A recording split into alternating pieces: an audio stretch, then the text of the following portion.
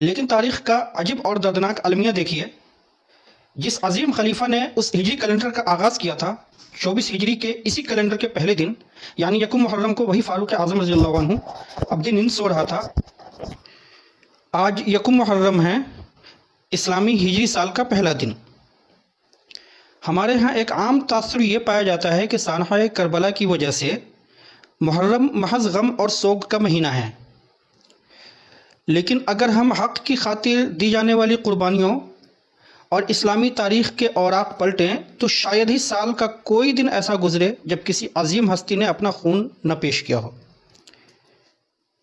اس لیے کوئی بھی دن یا مہینہ محض رسمی غم کے لیے مختص نہیں کیا جا سکتا، بلکہ یہ دن تو بیداری اور غور و فکر کے دن ہیں۔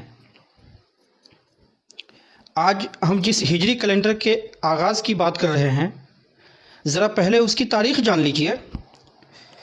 جب اسلامی ریاست کی سرحدیں پھیلیں، نظام حکومت وسیع ہوا اور خط و کتابت بڑھی تو ایک باقاعدہ کیلنڈر کی ضرورت محسوس کی گئی۔ یہ مسلمانوں کے خلیفہ دوم حضرت عمر فاروق رضی اللہ عنہ ہی کا مبارک دور تھا جب صحابہ کرام رضی اللہ عنہ کے متفقہ مشورے سے یہ طے پایا کہ اسلامی سال کا آغاز ہجرت مدینہ سے کیا جائے اور یوں ہجری کیلنڈر وجود میں آیا۔ لیکن تاریخ کا عجیب اور دردناک المیہ دیکھیے۔ جس عظیم خلیفہ نے اس ہجری کیلنڈر کا آغاز کیا تھا 24 ہجری کے اسی کیلنڈر کے پہلے دن یعنی یکم محرم کو وہی فاروق اعظم رضی اللہ عنہ اپنی نیند سو رہا تھا اور پہلوئے مصطفیٰ صلی اللہ علیہ وسلم میں اس کی آخری آرام گاہ تیار کی جا رہی تھی۔ اگرچہ آپ پر قاتلانہ حملہ پچھلے سال کے آخری ایام یعنی 26 ذی الحجہ کو ہوا تھا، مگر آپ کی شہادت یکم محرم کو ہوئی۔ ذرا تصور کیجئے مدینہ منورہ کی وہ خاموش، خنک اور پرسکون فجر، مسجد نبوی کی سادگی اور محراب میں کھڑے مسلمانوں کے عظیم خلیفہ جو اپنے رب کے حضور جھکنے کی تیاری کر رہے ہیں۔ اچانک صفوں کی تاریکی سے ایک شخص نکلتا ہے، 1 2 3 وہ مسلسل 6 وار کرتا ہے۔ وہ خنجر کے وار صرف حضرت عمر رضی اللہ عنہ کے جسم پر نہیں تھے، در حقیقت وہ اس عدل اور غیر جانبدار نظام کے سینے پر کیے گئے وار تھے جس نے ایک عام اور کمزور انسان کو طاقتور ترین بادشاہوں کے مقابلے میں کھڑا کر دیا تھا۔ آج کے اس دور میں جب ہم طاقت، پروٹوکول اور عہدوں کے نشے میں ڈوبے معاشروں کو دیکھتے ہیں تو حضرت عمر رضی اللہ عنہ کی زندگی ایک حیرت انگیز خواب معلوم ہوتی ہے۔ سوچئے ایک ایسا حکمران جس کی سلطنت روم سے لے کر ایران تک پھیلی ہوئی ہو، جس کے نام سے سپر پاورز کے ماتھے پر پسینہ آ جائے، وہ رات کے اندھیرے میں اپنا چہرہ چھپا کر کیوں نکلتا تھا؟ وہ اپنے کندھوں پر آٹے کی بوریاں اٹھائے مدینہ کی گلیوں کا چکر لگاتے تھے تاکہ کوئی بھوکا نہ سو جائے۔ ان کا وہ جملہ آج بھی تاریخ کے ماتھے پر دمک رہا ہے، اگر دریائے فرات کے کنارے ایک کتا بھی بھوکا مر گیا تو روز قیامت عمر اللہ کو جواب دہ ہوگا۔ نبی کریم صلی اللہ علیہ وسلم جن کی تشریف آوری کے ساتھ ہی نبوت کا دروازہ ہمیشہ کے لیے بند ہو چکا، ان کا یہ فرمان مبارک حضرت عمر رضی اللہ عنہ کے مرتبے کو سمجھنے کے لیے کافی ہے کہ اگر میرے بعد کوئی نبی ہوتا تو وہ عمر ہوتا۔ حضرت عمر رضی اللہ عنہ کی شہادت محض تاریخ کا ایک باب نہیں بلکہ آج کے انسان اور ہمارے اجتماعی ضمیر کو جھنجھوڑنے والی ایک کھلی سچائی ہے۔ آج جب ہم محرم کا آغاز کر رہے ہیں تو ہمیں یہ سوچنا ہوگا کہ کیا ہم نے اس فاروق عدل کی ایک جھلک بھی اپنے کردار میں اتاری؟ کیونکہ اگر اس کردار کا 1% بھی آج کے انسان میں لوٹ آئے تو شاید بکھری ہوئی یہ امت ایک بار پھر اپنا کھویا ہوا وقار حاصل کر لے۔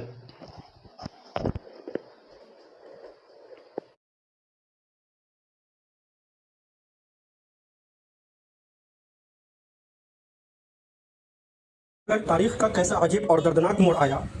جس شخص نے مدینہ کے لوگوں کے لیے پانی کا کنواں وقف کیا تھا، اسی مدینہ میں اسی کے گھر کا محاصرہ کر لیا گیا۔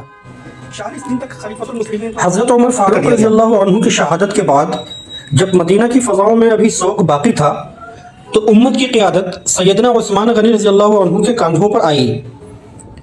اعلان نبوت سے قبل بھی آپ کا شمار مکہ کے معزز ترین شرفاء میں ہوتا تھا۔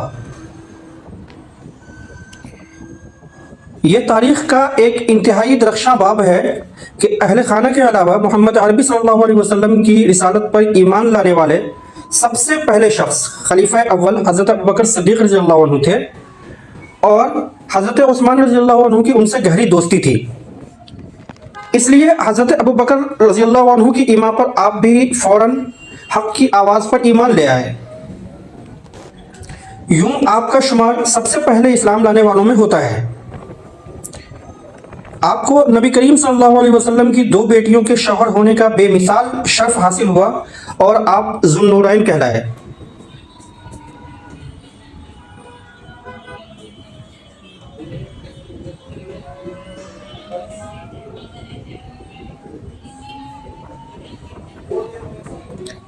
اسلام کی خاطر سب سے پہلی ہجرت کرنے والوں میں بھی آپ کا نام سب سے نمایاں ہے۔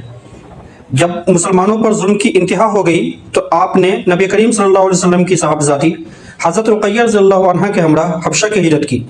حضور صلی اللہ علیہ وسلم نے فرمایا، حضرت لوط علیہ السلام کے بعد یہ پہلا گھرانہ ہے جس نے اللہ کی راہ میں ہجرت کی۔ ان کے مرتبے پر خود اللہ کے رسول صلی اللہ علیہ وسلم نے مہر لگائی۔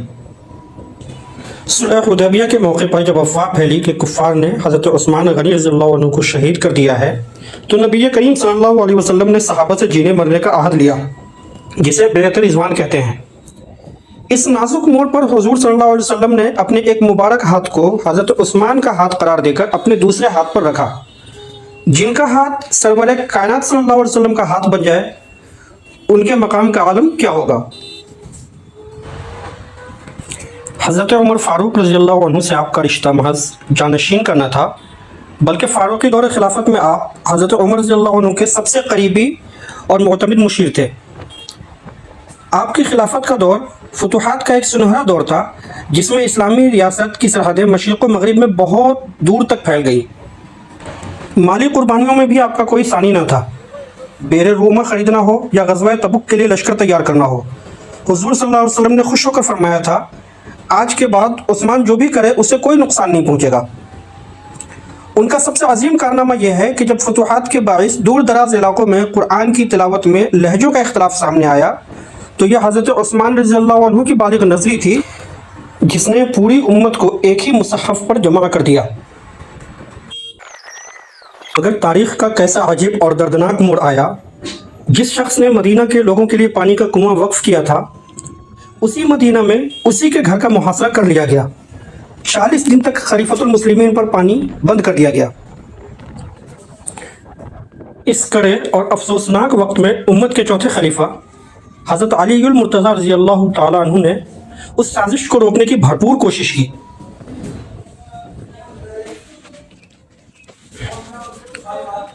بلوائیوں کو سمجھانے کے ساتھ ساتھ حضرت علی رضی اللہ عنہ نے اپنے جگر گوشوں حضرت امام حسن رضی اللہ عنہ اور حضرت امام حسین رضی اللہ عنہ کو ننگی تلواروں کے ساتھ حضرت عثمان رضی اللہ عنہ کے دروازے پر پہرے کے لیے مقرر فرما دیا، تاکہ کوئی باغی اندر داخل نہ ہو سکے۔ یہ ان ہستیوں کے درمیان سچی محبت اور اخوت کی سب سے بڑی دلیل تھی۔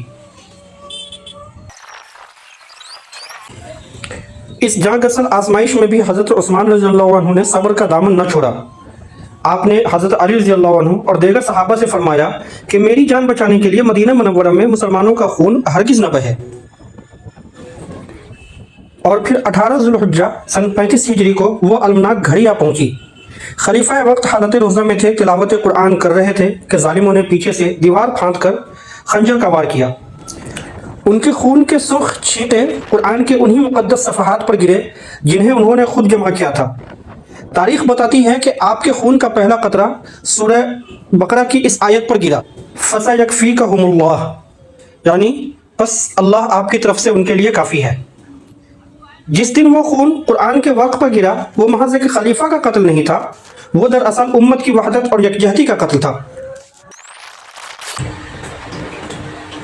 بڑھتا جاتا ہے عزا کا تیری تاوان بہت،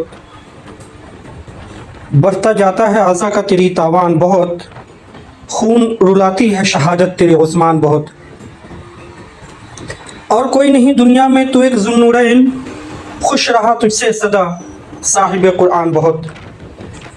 فَسَيَكْفِيكَهُمُ اللَّهُ کا ہے وہ محرم، جس کے دل میں ہے تیری ذات کا عرفان بہت۔ सैयदना अली मुर्तज़ा रज़ी अल्लाह अन्हु अपने पेशरो खुलफाए राशिदीन के दौरे खिलाफत में इस्लामी रियासत के सबसे मजबूत सुतून, दस्ते रास और मुअतमद तरीन मुशीर थे। अस्सलामु अलैकुम नाजरीन, मुहर्रमुल हराम के इस बाबरकत महीने में इस डॉक्यूमेंट्री और बयान का असल मकसद ये साबित करना है कि उम्मत की इन अज़ीमुल मर्तबत हस्तियों ने हक़ की खातिर खून का नजराना पेश करने की जो बेमिसाल रिवायत कायम की, उसके लिए कोई दिन या महीना खास नहीं। हम पिछली अक़सात में देख चुके हैं कि खलीफा सानी हज़रत उमर फारूक रज़ी अल्लाह अन्हु और खलीफा सालिस हज़रत उस्मान गनी रज़ी अल्लाह अन्हु भी अपने खून से शहादत का अजीम मर्तबा पाया।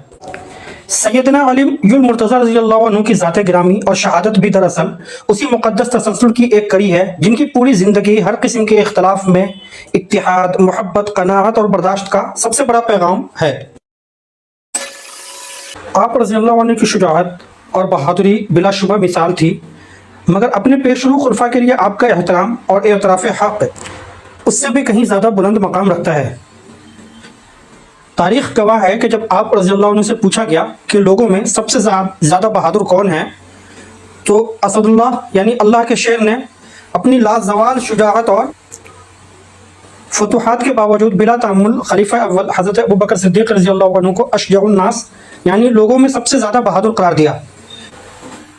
यह महज कोई कसर नफसी नहीं थी, बल्कि इब्तदाई दौर की कुर्बानियों का वो सच्चा एहतराम और अक़ीदत थी जो उम्मत के दिलों को जोड़ती थी। उन हस्तियों के इस बाहमी अदब के बाद उम्मत में किसी तफरीक या इख्तलाफ की कतई कोई गुंजाइश नहीं बचती। सैयदना अली मुर्तज़ा रज़ी अल्लाह अन्हु अपने पेशरो खुलफाए राशिदीन के दौरे खिलाफत में इस्लामी रियासत के सबसे मजबूत सुतून, दस्ते रास और मुअतमद तरीन मुशीर थे। मुल्की और मिली नौयत के हर नाजुक मामले में आपकी राय को बेहद अहमियत दी जाती थी। इसकी सबसे शानदार और तारीख़ी मिसाल हमारा इस्लामी कैलेंडर है।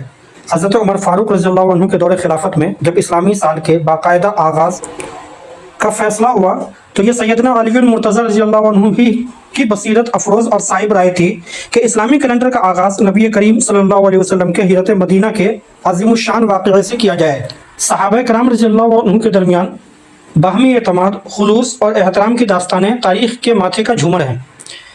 उस मोहब्बत का अंदाज़ा इस बात से लगाइए कि जब खलीफा अव्वल हज़रत अबू बकर सिद्दीक़ रज़ी अल्लाह अन्हु आपने अपने आखिरी अय्याम में अगले खलीफा की नामज़दगी के लिए मशवरा कर रहे थे, तो ये सैयदना अली मुर्तज़ा रज़ी अल्लाह अन्हु ही थे जिन्होंने सबसे बढ़कर उसकी तायीद की और तारीख़ी अल्फाज कहे, हम उमर के सिवा किसी और को खलीफा कबूल नहीं करेंगे।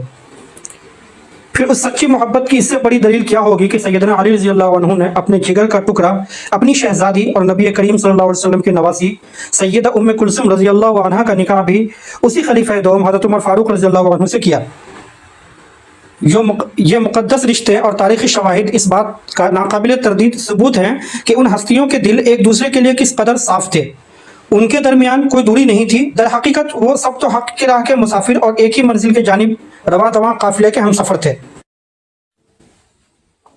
हज़रत उस्मान गनी रज़ी अल्लाह अन्हु की शहादत के बाद खिलाफत का कठिन बोझ उठाते वक्त उम्मत बदतरीन अंदरूनी खलफशार का शिकार थी, मगर जंग जमल और जंग सिफ़ीन जैसे मुशाजरात सहाबा के दौरान भी हज़रत अली रज़ी अल्लाह अन्हु का किरदार बेमिसाल रहा। आप मैदान जंग में मुवाफ़िकीन और मुखालिफिन सबके मुत्तफ़िक़ा इमाम थे। आपने अपने सियासी मुखालिफिन को कभी काफिर या मुनाफिक नहीं कहा, बल्कि उन्हें अपना मुसलमान भाई करार दिया। उस दौर का एक लर्ज़ा खेज़ वाक़या तारीख़ में मौजूद है। कैसर रोम ने समझा कि बाहमी कशमकश से मुसलमान कमज़ोर हो चुके हैं, लिहाजा इस्लामी रियासत पर हमला कर दिया जाए। जब यह खबर सैयदना अमीर मुआविया रज़ी अल्लाह अन्हु तक पहुँची तो आपकी इस्लामी गैरत जोश में आ गई। आपने उस बैरूनी दुश्मन को ख़त लिखा कि हमारी आपस की रंजिश से तूने यह समझ लिया है कि सैयदना अली कमज़ोर हो गए हैं। अल्लाह की कसम, अगर तूने हमला करने की जुर्रत की तो अली के लश्कर में तेरे मुकाबले के लिए जो पहला सिपाही मैदान में उतरेगा वो मुआविया होगा। यह था उन हस्तियों का बाहमी वक़ार जो अंदरूनी अख्तलाफात के बावजूद इस्लाम के दिफा के लिए एक सीसा पिलाई हुई दीवार थे। सैयदना अली मुर्तज़ा रज़ी अल्लाह अन्हु की खिलाफत हक़, इंसाफ, तहम्मुल और रवादारी का वो इस्तारा है जो रहती दुनिया तक तारीकियों में रोशनी का मीनारा रहेगा। और फिर तारीख़ ने वो अलमनाक दिन भी देखा जब 19 रमज़ानुल मुबारक को 44 हिजरी की फजर आ पहुँची।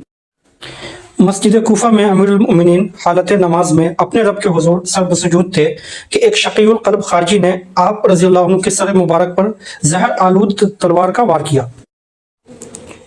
वार लगते ही शेर खुदा की ज़ुबान मुबारक से बेसाख्ता ये तारीख़ी अल्फाज अदा हुए, फ़ुज़्तु बिरब्बिल काबा, यानी रब काबा की कसम मैं कामयाब हो गया। उस आखिरी वक्त में भी आपका अदल और इस्लामी उसूलों पर पहरा अपने उरूज पर था। जब अहबाब ने अर्ज़ किया कि हज़रत इमाम हसन रज़ी अल्लाह अन्हु को अगला खलीफा नामज़द फरमा दें, तो आप रज़ी अल्लाह अन्हु ने फरमाया, मैं न उसका तुम्हें हुक्म देता हूँ और न मना करता हूँ, बल्कि यह फ़ैसला मैं तुम्हारे इख्तियार पर छोड़ता हूँ। और फिर 21 रमज़ानुल मुबारक को आप रज़ी अल्लाह अन्हु की शहादत के साथ ही खुलफ़ाए राशिदीन का वो सुनहरा दौर अपने इख्तिमाम को पहुँचा। बज़ाहिर एक आहद ख़त्म हो गया, मगर आप रज़ी अल्लाह अन्हु का पैगाम इत्तेहाद, अफ़्व दरगुज़र और हक़ पर जान लुटाने का जज्बा आज भी उम्मत के पास सबसे अजीम और कीमती अमानत है।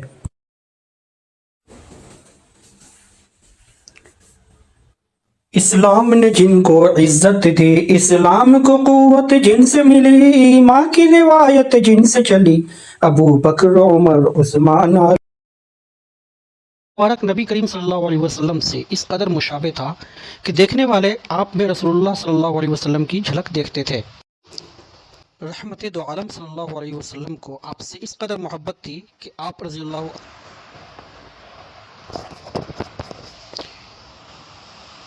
खुलफाए राशिदीन के ज़िक्र अज़ीम के बाद तारीख़ इस्लाम के इस नूरानी काफ़िले की अगली मंजिल वो हस्ती हैं जिन्हें खुद नबी करीम सल्लल्लाहु अलैहि वसल्लम की गोद में तरबियत पाने का शर्फ हासिल हुआ।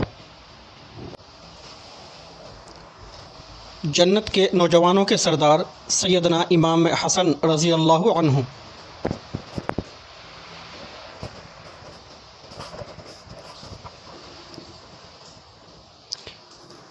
आप रज़ी अल्लाह अन्हु की ज़ात ग्रामी सरापा नूर थी और चेहरा मुबारक नबी करीम सल्लल्लाहु अलैहि वसल्लम से इस कदर मुशाबे था कि देखने वाले आप में रसूलुल्लाह सल्लल्लाहु अलैहि वसल्लम की झलक देखते थे। रहमत दो आलम सल्लल्लाहु अलैहि वसल्लम को आपसे इस कदर मोहब्बत थी कि आप रज़ी अल्लाह अन्हु को अपने मुबारक कंधों पर बिठाए आसमान की तरफ देखकर दुआ फरमाते थे, ए अल्लाह, मैं इससे मोहब्बत करता हूँ, तू भी उससे मोहब्बत कर, और जो इससे मोहब्बत करे तो उससे भी मोहब्बत कर। सहाबे किराम रज़ी अल्लाह अन्हु और खुलफाए राशिदीन रज़ी अल्लाह अन्हु ने भी अहले बैत से मोहब्बत की वो लाजवाल दास्तान रकम की जो उम्मत के माथे का झूमर हैं। खलीफा अव्वल हज़रत अबू बकर सिद्दीक़ रज़ी अल्लाह अन्हु जब भी इमाम हसन रज़ी अल्लाह अन्हु को देखते तो प्यार से कंधों पर उठा लेते और यही तारीख़ी जुमला फरमाते, मेरे माँ बाप कुर्बान, ये नबी करीम सल्लल्लाहु अलैहि वसल्लम के मुशाबे हैं, अली के नहीं। और पास खड़े शेर खुदा ये सुनकर मुस्कुरा देते। खलीफा दोम हज़रत उमर फ़ारूक रज़ी अल्लाह अन्हु ने जब वज़ाइफ मुकर्रर किए तो सैयदना इमाम हसन रज़ी अल्लाह अन्हु और इमाम हुसैन रज़ी अल्लाह अन्हु का वजीफ़ा उनकी कम उम्री के बावजूद असहाबे बदर के बराबर मुकर्रर किया गया। और जब खलीफा सालिस हज़रत उस्मान गनी रज़ी अल्लाह अन्हु के घर का बागियों ने मुहासरा किया तो ये सैयदना इमाम हसन और इमाम हुसैन रज़ी अल्लाह अन्हुमा ही थे जो जान की परवाह किए बग़ैर खलीफा वक्त के दरवाज़े पर पहरा देते रहे। ये था उन हक़ के मुसाफिरों का बाहमी प्यार। सैयदना इमाम हसन रज़ी अल्लाह अन्हु का ज़हद और दुनिया से बेरग़बती तारीख़ का एक दरख्शां बाब है। आप रज़ी अल्लाह अन्हु की सखावत का ये आलम था कि आप रज़ी अल्लाह अन्हु ने अपनी ज़िंदगी में कम अज़ कम 2 मरतबा अपना सारा माल और 3 मरतबा अपनी आधी दौलत अल्लाह की राह में गरीबों पर सदका कर दी। ये बेपनाह सखावत इस बात की रोशन दलील है कि जिस हस्ती के दिल में मालो मता की कोई मोहब्बत ना हो और जो अल्लाह की रज़ा के लिए अपनी सारी दौलत लुटा सकता हो, उसके लिए उम्मत की बका की खातिर खिलाफत और इक़्तिदार की कुर्सी छोड़ देना कोई हैरत की बात नहीं थी, क्योंकि उनके दिल में दुनिया की मोहब्बत थी ही नहीं। आप रज़ी अल्लाह अन्हु की दूर अंदेशी का अंदाज़ा इस बात से लगाइए कि जब कूफा वालों ने आप रज़ी अल्लाह अन्हु के हाथ पर बैत करना चाही तो आप रज़ी अल्लाह अन्हु ने उनसे अहद लिया, क्या तुम इस बात पर बैत करते हो कि जिससे मैं सुलह करूं तुम भी उससे सुलह करोगे और जिससे मैं जंग करूं तुम भी जंग करोगे? ये शर्त साबित करती है कि मनसब संभालते ही आप रज़ी अल्लाह अन्हु का हदफ उम्मत का खून बचाना था اور پھر نبی کریم صلی اللہ علیہ وسلم کی 30 سالہ خلافت راشدہ کی پیشین گوئی میں جو 6 ماہ باقی رہ گئے تھے، امام حسن رضی اللہ عنہ کے اسی مختصر دور خلافت نے ان کی تکمیل کر دی، اور یوں آپ رضی اللہ عنہ 5ویں اور تکمیلی خلیفہ راشد ثابت ہوئے۔ جس وقت آپ رضی اللہ عنہ مسند خلافت پر جلوہ گر ہوئے، امت مسلمہ ایک ہولناک خانہ جنگی کے دہانے پر کھڑی تھی۔ ایک جانب آپ رضی اللہ عنہ کے جانثاروں کی کثیر تعداد تھی، اور دوسری سمت شام کی مستحکم ریاست۔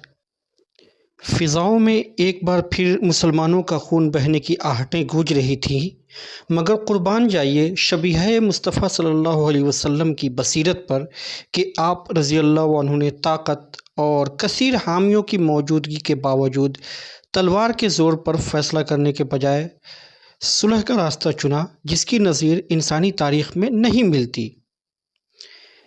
یاد رکھیے، اختیار ہونے کے باوجود محض امت کا خون بچانے کے لیے اپنا عظیم ترین حق چھوڑ دینا دنیا کی سب سے بڑی شجاعت ہے۔ آپ رضی اللہ عنہ نے کمال فراخ دلی سے خلافت سیدنا امیر معاویہ رضی اللہ عنہ کے سپرد کر کے رسول اللہ صلی اللہ علیہ وسلم کی وہ پیشین گوئی حرف بحرف سچ ثابت کر دی کہ میرا یہ بیٹا مسلمانوں کی 2 بڑی جماعتوں میں صلح کروائے گا۔ جب کچھ جذباتی اور نادان حامیوں نے اس عظیم ایثار پر آپ رضی اللہ عنہ کو طعنے دیے، تو آپ رضی اللہ عنہ نے کمال ظرف سے جواب دیا، میں نے مسلمانوں کو ذلیل نہیں کیا، ان کا خون بچایا ہے، مجھے دنیا کا طعنہ جہنم کی آگ سے زیادہ قبول ہے۔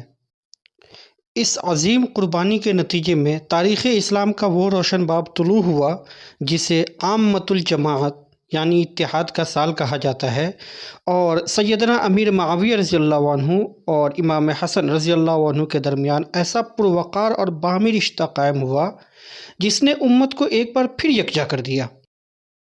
اپنے نانا کی امت کی خاطر اپنا سب کچھ اور اپنے جذبات تک قربان کر دینے والی یہ عظیم ہستی بالآخر خود ایک دردناک سازش کا نشانہ بنی۔ تاریخ کے اوراق گواہ ہیں کہ آپ رضی اللہ عنہ کو مبینہ طور پر زہر دیا گیا، جس سے آپ کی حالت غیر ہونے لگی۔ اس اذیت ناک لمحات میں سیدنا امام حسن رضی اللہ عنہ نے تڑپ کر پوچھا، بھائی جان آپ کو زہر کس نے دیا ہے؟ مجھے بتائیں تاکہ میں اس سے بدلہ لے لوں۔ شدید تکلیف اور زندگی کے آخری لمحات میں بھی امام عالی مقام نے اپنا قاتل بتانے سے انکار کر دیا، اور تاریخی جملہ ارشاد فرمایا جو صبر اور درگزر کی معراج ہے، جس پر مجھے شک ہے اگر واقعی اس نے یہ کیا ہے تو اللہ سب سے بہتر انتقام لینے والا ہے، اور اگر وہ بے گناہ ہے تو میں نہیں چاہتا کہ میری وجہ سے کسی بے گناہ کا خون بہے۔ در حقیقت امام حسن رضی اللہ عنہ نے اپنی صلح اور عفو و درگزر سے دین کی جس عمارت کو بچایا تھا، کچھ ہی عرصے بعد اسی دین کے بقا کے لیے سیدنا امام حسین رضی اللہ عنہ میدان کربلا میں اپنے خون سے مہر تصدیق ثبت کر دی، اور یوں ان دونوں بھائیوں نے مل کر اپنے نانا کے دین کو ہمیشہ کے لیے سر بلند کر دیا۔ یہ تو پوری دنیا جانتی ہے کہ روز قیامت حضور صلی اللہ علیہ وسلم کے پہلو سے حضرت ابو بکر اور حضرت عمر اٹھیں گے، مگر کیا آپ جانتے ہیں کہ جب کربلا کی مٹی سے امام حسین اٹھیں گے تو ان کے پہلو سے بھی ایک ابو بکر، ایک عمر اور ایک عثمان اٹھیں گے؟ آج ہم بات کرنے جا رہے ہیں سیدنا ابو بکر، سیدنا عمر اور سیدنا عثمان رضی اللہ عنہ کی۔ یہ وہ مبارک نام ہیں جن کی گونج سے ہر اہل ایمان کا قلب باغ باغ ہو جاتا ہے۔ کیا خوب کسی نے کہا ہے، یہ کتب حرم کی زینت ہے، یہ لوح و قلم کی زینت ہے، لکھ شاہ نفیس تو اس کو جلی، ابو بکر و عمر عثمان علی۔ لیکن ٹھہریے، آج ہم جس ابو بکر، جس عمر اور جس عثمان کا ذکر کرنے جا رہے ہیں وہ ہمارے خلفائے راشدین نہیں ہیں، بلکہ یہ سب غازیان کربلا ہیں۔ جی ہاں، یہ سب ابو الحسنین شیر خدا سیدنا علی المرتضیٰ رضی اللہ عنہ کے جگر گوشے اور سیدنا حسنین کریمین رضی اللہ عنہما کے بھائی ہیں، جنہوں نے میدان کربلا میں اپنے خون سے وفا کی وہ داستان لکھی جسے تاریخ کبھی بھلا نہیں سکتی۔ خاندان علی رضی اللہ عنہ کے ان دمکتے ستاروں کا نانیالی خاندانی پس منظر بھی انتہائی شاندار اور قابل فخر تھا۔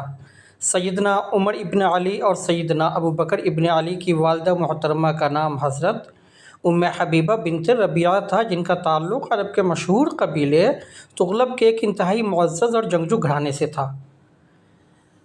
سیدنا عثمان بن علی کی والدہ محترمہ تاریخ اسلام کی وہ عظیم خاتون ہیں جنہیں ام البنین یعنی بہادر بیٹوں کی ماں کے نام سے جانتی ہے دنیا۔ سیدنا عثمان بن علی دراصل علمدار کربلا غازی عباس ابن علی رضی اللہ عنہ کے سگے بھائی تھے۔ یہ ام البنین کی ہی عظیم تربیت تھی کہ انہوں نے کربلا میں اپنے بھائی امام مقتدی اور پیشوا سیدنا حسین رضی اللہ عنہ کے لیے اپنی زندگی پیش کر دی اور جام شہادت نوش فرمایا۔ یہ لوٹا ہوا قافلہ مدینہ واپس پہنچا تو سیدہ ام البنین رضی اللہ عنہا اپنے جوان بیٹوں کی شہادت کے بارے میں یہ دریافت نہیں کیا کہ انہیں کیسے شہید کیا گیا، بلکہ تڑپ کر پہلا سوال یہ کیا، مجھے بس یہ بتاؤ کہ فاطمہ کا جگر گوشہ میرا حسین سلامت ہے؟ شیر خدا حضرت علی رضی اللہ عنہ کا اپنے جگر گوشوں کے نام ابو بکر، عمر اور عثمان رکھنا کوئی عام واقعہ نہیں۔ ناموں کا یہ خوبصورت انتخاب دراصل اہل بیت اطہار اور صحابہ کرام رضوان اللہ علیہم اجمعین کے درمیان دو طرفہ محبت اور باہمی عقیدے کی سب سے بڑی اور ناقابل فراموش دلیل ہے۔ یاد رکھیے، انسان اپنے بچوں کے نام صرف اور صرف انہی ہستیوں پر رکھتا ہے جن سے اسے والہانہ محبت اور سچی عقیدت ہو، اور نام رکھتے وقت ایک باپ کے دل میں یہ مقدس خواہش بھی موجزن ہوتی ہے کہ کل کو میرے یہ بچے بڑے ہو کر بالکل صاحب اسم یعنی جن کے نام پر نام رکھا گیا ہے کہ نقش قدم پر چلیں اور انہی جیسی عظیم صفات اور کردار کے حامل بنیں۔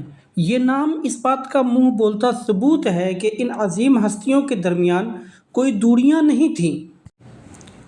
ان شہزادوں کا لڑکپن باب العلم کے آنگن میں اور جنت کے سرداروں یعنی حسنین کریمین رضی اللہ عنہما کے سائے میں گزرا۔ حضرت علی رضی اللہ عنہ کی تربیت کا کمال دیکھیے کہ ان کے اس کاشانے میں خاندانی انانیت، دنیاوی رقابت یا حسد نام کی کوئی شے نہیں تھی۔ یہ اس گھرانے کا بے مثال ادب اور روحانی تسلیم و رضا تھی کہ ان ہاشمی شہزادوں نے سیدنا امام حسن اور امام حسین کو محض اپنا بڑا بھائی نہیں سمجھا تھا، بلکہ انہیں رسول اللہ صلی اللہ علیہ وسلم کے جگر گوشے اور اپنے وقت کے امام کے طور پر تسلیم کیا۔ یہ تمام بھائی ایک ساتھ کھیلتے بڑے ہوئے اور اپنے ان دونوں بڑے بھائیوں سے ایسی والہانہ محبت کرتے کہ ان کے ہر اشارے پر اپنی جان نچھاور کرنے کو تیار رہتے۔ اور پھر تاریخ انسانیت نے عاشورہ کے دن کربلا کے تپتے ہوئے صحرا میں وہ منظر دیکھا جس کی مثال پیش کرنے سے آسمان دنیا بھی قاصر ہے۔ جب یزیدی لشکر نے امام عالی مقام کو گھیرے میں لیا تو ان کی حفاظت کے لیے جو آہنی دیوار سب سے پہلے آگے بڑھی، اس میں سیدنا ابو بکر بن علی، سیدنا عمر بن علی اور سیدنا عثمان بن علی رضی اللہ عنہم شامل تھے۔ انہوں نے اپنی جانوں کو امام حسین رضی اللہ عنہ کے لیے ڈھال بنا دیا اور آخری سانس تک ثابت قدم رہتے ہوئے جام شہادت نوش کیا۔ میدان کربلا میں ان غازیوں نے اپنی وفاداری سے ان عظیم بزرگوں کی عزت کو بھی چار چاند لگا دیے جن کے مبارک ناموں پر ان کے نام رکھے گئے تھے۔ یہ بھی عجب اتفاقی انتظام اور روحانی مماثلت ہے کہ جس طرح مدینہ منورہ میں رسول اللہ صلی اللہ علیہ وسلم نے سیدنا ابو بکر اور عمر رضی اللہ عنہما کو اپنے پہلو میں جگہ دی، بالکل اسی طرح کربلا کی خاک پر سیدنا امام حسین رضی اللہ عنہ نے اپنے بھائیوں ابو بکر، عمر اور عثمان کو اپنے پہلو میں ہمیشہ کے لیے سلا لیا۔ یہ نام زندگی میں بھی ساتھ رہے اور موت کے بعد بھی جدا نہ ہو سکے۔ تاریخ کے ان روشن حقائق کے بعد آج ایک بہت بڑا لمحہ فکریہ ہے۔ افسوس ہوتا ہے اہل بیت اطہار کے ان نام لیواؤں پر جو ذکر کربلا تو کرتے ہیں اور خوب کرتے ہیں، لیکن کربلا کے ان عظیم غازیوں اور شہداء کا ذکر کرنا معیوب سمجھتے ہیں۔ کیا ان عظیم غازیان کربلا کو محض اس لیے فراموش کر دیا گیا کہ ان کے نام ابو بکر، عمر اور عثمان تھے؟ ذرا اپنے ضمیر سے پوچھئے، جس امام حسین رضی اللہ عنہ کو کربلا کے اس خون آشام میدان میں ابو بکر، عمر اور عثمان نامی محافظوں کے اپنے گرد کھڑے ہونے پر کوئی اعتراض نہیں تھا، آج ہم کون ہوتے ہیں جو ان ناموں کو ایک دوسرے سے جدا کریں؟ جب شیر خدا حضرت علی المرتضیٰ رضی اللہ عنہ کو یہ نام پکارنے میں کوئی آر نہیں تھی، تو حقیقت یہی ہے کہ سیدنا ابو بکر بن علی، عمر بن علی اور عثمان بن علی کا ذکر کیے بغیر میدان کربلا کی تاریخ بھی نامکمل ہے اور اہل بیت سے محبت کا دعویٰ بھی ادھورا ہے۔ ذکر کربلا کا ہو اور نام ابو بکر، عمر اور عثمان کا نہ آئے، یہ تو ہو ہی نہیں سکتا۔ جب وفا کا افسانہ ہو یا اہل بیت اطہار سے محبت و تعلق کی بات چھڑے تو ایسا نہیں ہوتا کہ ہم ایک بار ابو بکر اور عمر رضی اللہ عنہما کا تذکرہ کر دیں اور بات ختم ہو جائے۔ حقیقت تو یہ ہے کہ محبت کے اس سفر میں یہ مبارک نام بار بار گونجتے ہیں۔ جب ہم نے اس محرم سیریز کا آغاز کیا تھا تو ہمارے پاس کوئی خاص روڈ میپ یا خاکہ نہیں تھا کہ ہم کتنی اقساط بنائیں گے اور کن کن ہستیوں کا ذکر کریں گے۔ ہم نے تو بس اس خیال سے آغاز کیا تھا کہ چراغ مصطفیٰ صلی اللہ علیہ وسلم کے پروانے شہادت کی معراج پر پہنچنے کو ہی اپنی اصل کامیابی سمجھتے تھے، اور سال کا شاید ہی کوئی ایسا دن ہو جب تاریخ اسلام کی کسی نہ کسی ہستی کی قربانی کا واقعہ ہمیں نہ ملے۔ اسی تسلسل میں یکم محرم الحرام کا وہ دن بھی آتا ہے جو امیر المؤمنین سیدنا عمر فاروق رضی اللہ عنہ کا یوم شہادت ہے۔ یہ وہ ہستی ہیں جن کی خلافت نے دنیا میں عدل و انصاف کا وہ بے مثال نظام قائم کیا کہ ایک ہی گھاٹ سے شیر اور بکری اکٹھے پانی پیتے تھے اور کسی کی مجال نہ تھی کہ دوسرے کو نقصان پہنچا سکے۔ اور پھر جب بات شیر خدا حضرت علی رضی اللہ عنہ کے گھرانے کی چلی تو علی کے فرزندان ارجمند غازیان کربلا مثال وفا سیدنا ابو بکر بن علی، عمر بن علی اور عثمان بن علی کا ذکر خیر آ گیا۔ ذرا سوچئے، یہ کیسے ممکن ہے کہ بات اہل بیت اور خانوادہ علی کی ہو اور ابو بکر، عمر اور عثمان کا ذکر نہ آئے؟ ابھی پچھلے قسط میں ہم نے میدان کربلا کے ہراول دستے کے جن شہداء یعنی آل علی، ابو بکر، عمر اور عثمان کا ذکر کیا۔ اگر خاص تاریخی اور شرعی نقطہ نظر سے دیکھا جائے تو وہ ہستیاں اہل بیت کے اس مخصوص دائرے میں نہیں آتیں، کیونکہ حضرت علی رضی اللہ عنہ کی وہ اولاد جو حضرت فاطمہ الزہرا رضی اللہ عنہ کے بطن سے نہیں، وہ اصطلاحی معنوں میں اہل بیت نہیں کہلاتی۔ لیکن ذرا ٹھہریے، میدان کربلا کے تپتے ہوئے صحرا میں اور بھی شہداء موجود ہیں اور ان میں ایک بار پھر ابو بکر اور عمر کے نام دمک رہے ہیں، اور یہ ہستیاں خالص اہل بیت ہیں۔ جی ہاں، یہ خاتون جنت سیدہ فاطمہ الزہرا رضی اللہ عنہما کے سگے پوتے اور جنت کے سردار سیدنا امام حسن رضی اللہ عنہ کے جگر گوشے حضرت ابو بکر بن حسن اور حضرت عمر بن حسن ہیں، جنہوں نے کربلا میں اپنے چچا رضی اللہ عنہ پر اپنی جانیں نچھاور کر دیں اور ایک بار پھر سے اسلام کو سربلند کر دیا۔ ذرا اس بات کی گہرائی پر غور کیجئے، جنت کے نوجوانوں کے سردار سیدنا امام حسن رضی اللہ عنہ نے اپنے جگر گوشوں کے نام ابو بکر اور عمر کیوں رکھے؟ یہ کوئی اتفاق نہیں تھا، بلکہ یہ امام وقت کا امت کے لیے ایک واضح اور ابدی پیغام تھا۔ یہ اس بات کا منہ بولتا ثبوت ہے کہ جن ہستیوں یعنی حضرت ابو بکر صدیق اور حضرت عمر فاروق رضی اللہ عنہما نے ان کے نانا صلی اللہ علیہ وسلم کے قدموں میں اپنی زندگیاں گزار دیں، امام حسن رضی اللہ عنہ کے دل میں ان کے لیے اتنی ہی والہانہ محبت اور عقیدت تھی اگر دلوں میں رتی برابر بھی کوئی رنجش یا بغض ہوتا تو کیا کوئی باپ اپنے نور نظر کا نام اپنے کسی مخالف کے نام پر رکھ سکتا ہے؟ ہرگز نہیں۔ جب کربلا کا وہ خون آشام دن آیا تو سیدنا امام حسن رضی اللہ عنہ تو دنیا سے پردہ فرما چکے تھے، مگر ان کی تربیت اور وفا کا عکس ان کے بیٹوں کی صورت میں کربلا کے میدان میں موجود تھا۔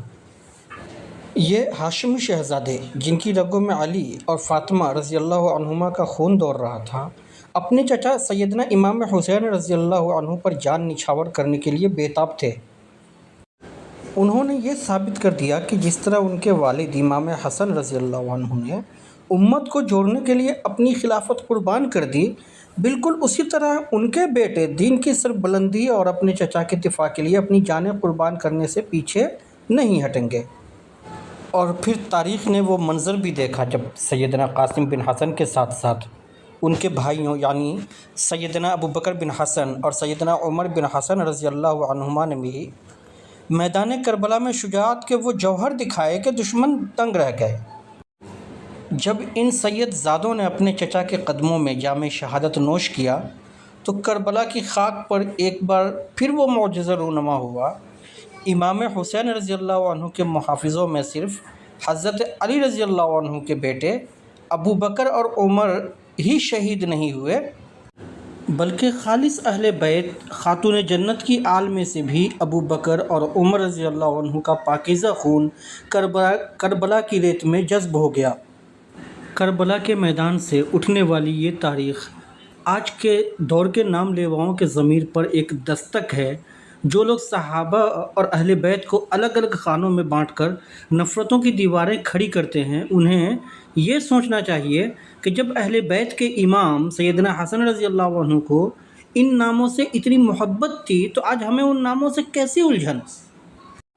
حقیقت یہ ہے کہ کربلا کسی ایک مکتب فکر کی جاگیر نہیں، یہ تو محبت اور وفا کا وہ سمندر ہے جس میں ابو بکر رضی اللہ عنہ، عمر رضی اللہ عنہ اور علی رضی اللہ عنہ سب کے نام مل کر اس دین مصطفیٰ صلی اللہ علیہ وسلم کے بقا کی گواہی دے رہے ہیں۔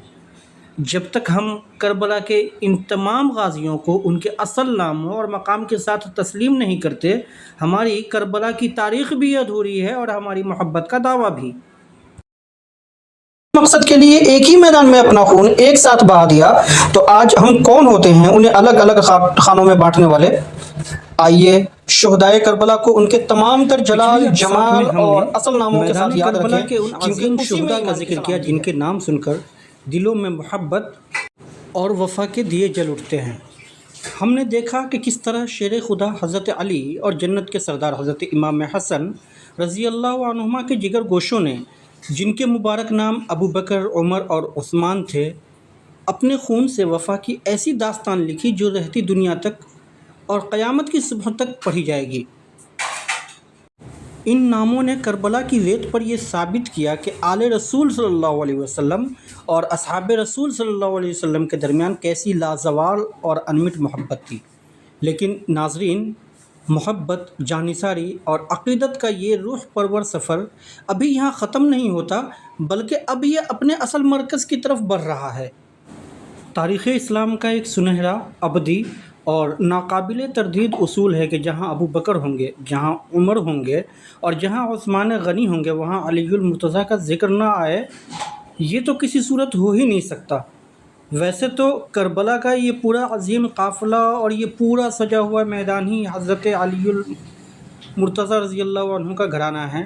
خیموں میں موجود ہر فرد اسی شجرہ طیبہ کی شاخ ہے، لیکن قدرت کا کیسا حسین اور روحانی انتظام ہے کہ آل رسول صلی اللہ علیہ وسلم کے اس مقدس قافلے میں جان قربان کرنے والوں میں صرف ابو بکر، عمر اور عثمان ہی نہیں، بلکہ اس سخت آزمائش والے میدان میں شجاعت کے جوہر دکھانے کے لیے خود علی نام کے شہزادے بھی موجود تھے۔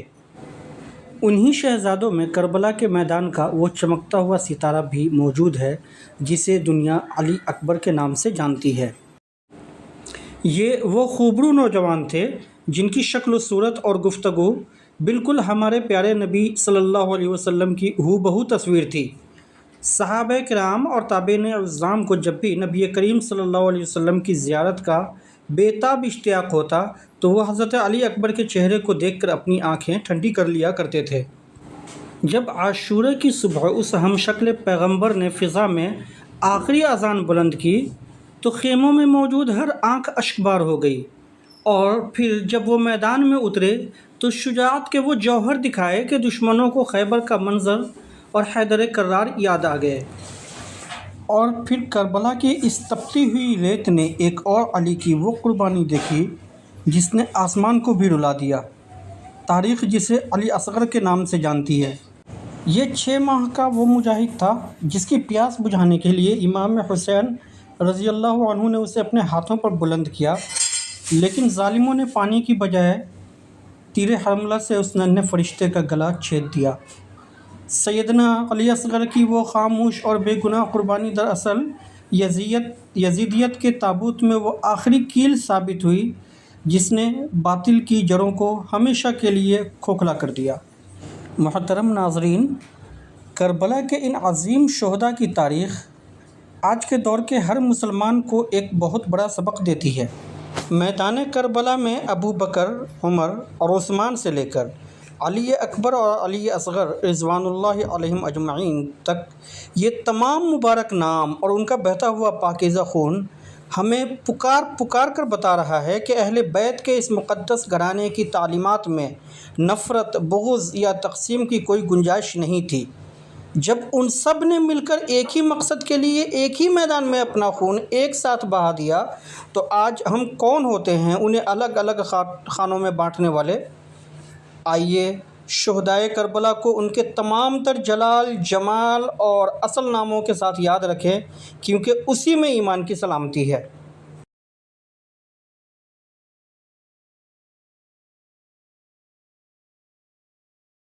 मैदान करबला की तारीख़ सिर्फ़ तलवारों की झनकार की तारीख़ नहीं है, बल्कि ये इमाम हुसैन रज़ी अल्लाह अन्हु के उस अज़ीम तदब्बुर और अमन पसंदी की दास्तान भी है जिसने दुनिया को ये साबित किया कि आले रसूल सल्लल्लाहु अलैहि वसल्लम कभी फ़साद नहीं चाहती।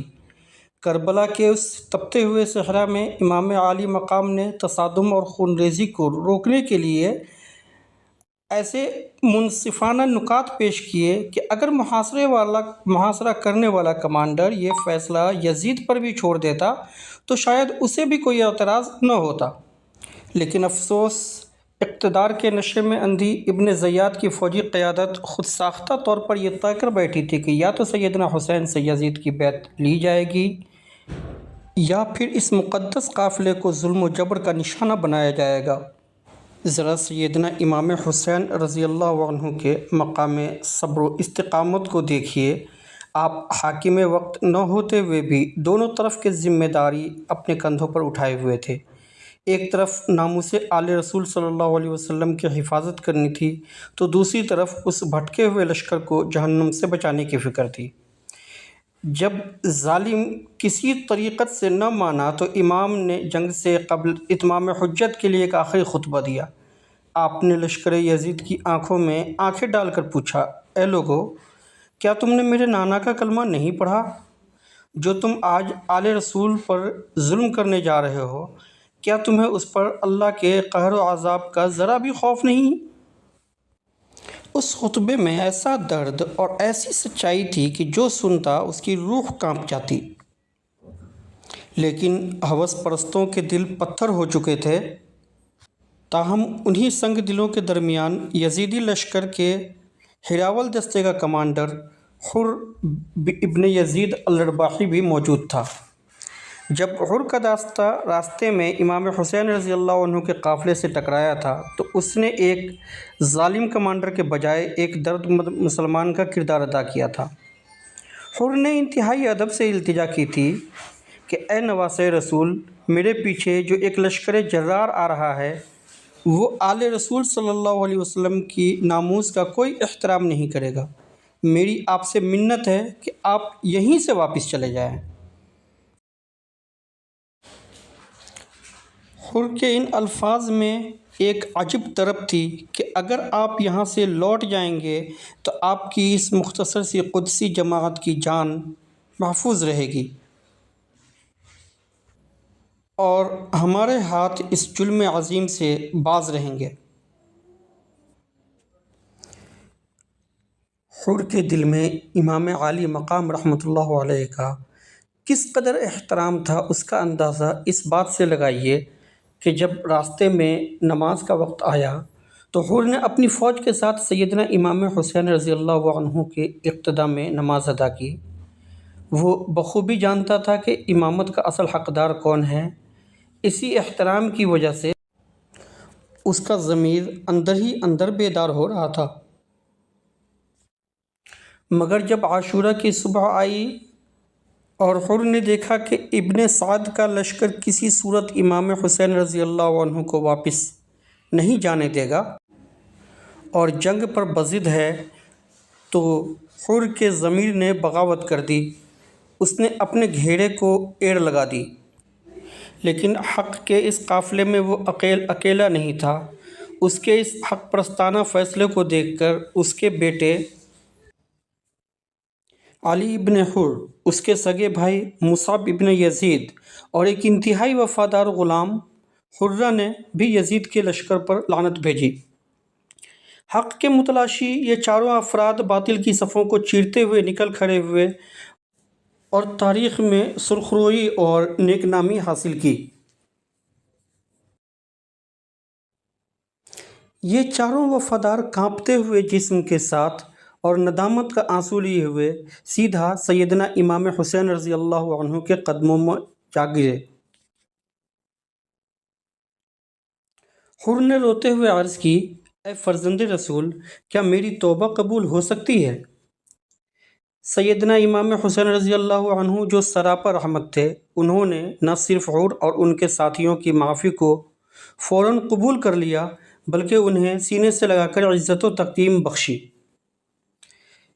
یہ وہ لمحہ تھا جب حر اور ان کے خاندان نے یزیدی لشکر کی ذلت بھری کمانڈری کو چھوڑ دی اور حسینی لشکر کے کمانڈر کا غلامی کا تاج پہن لیا۔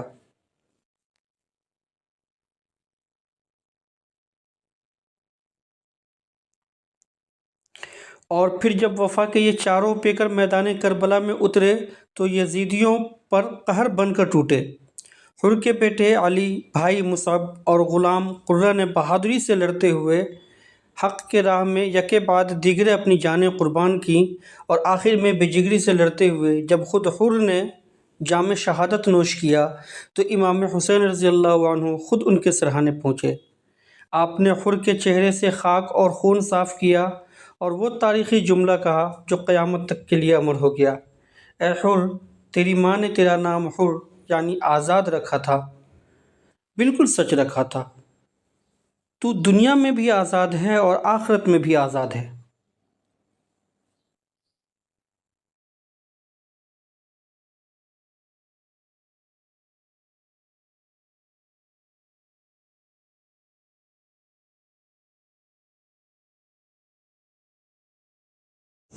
محرم الحرام کے اس سیریز میں ہم نے اب تک جو بھی بیان کیا اسے نہایت سادہ اور عام فہم انداز میں بیان کیا ہے، لیکن میں پورے یقین اور دعوے سے کہہ سکتا ہوں کہ ہمارے بیان کردہ واقعے کی مضبوط اور تاریخی دلیل موجود ہے۔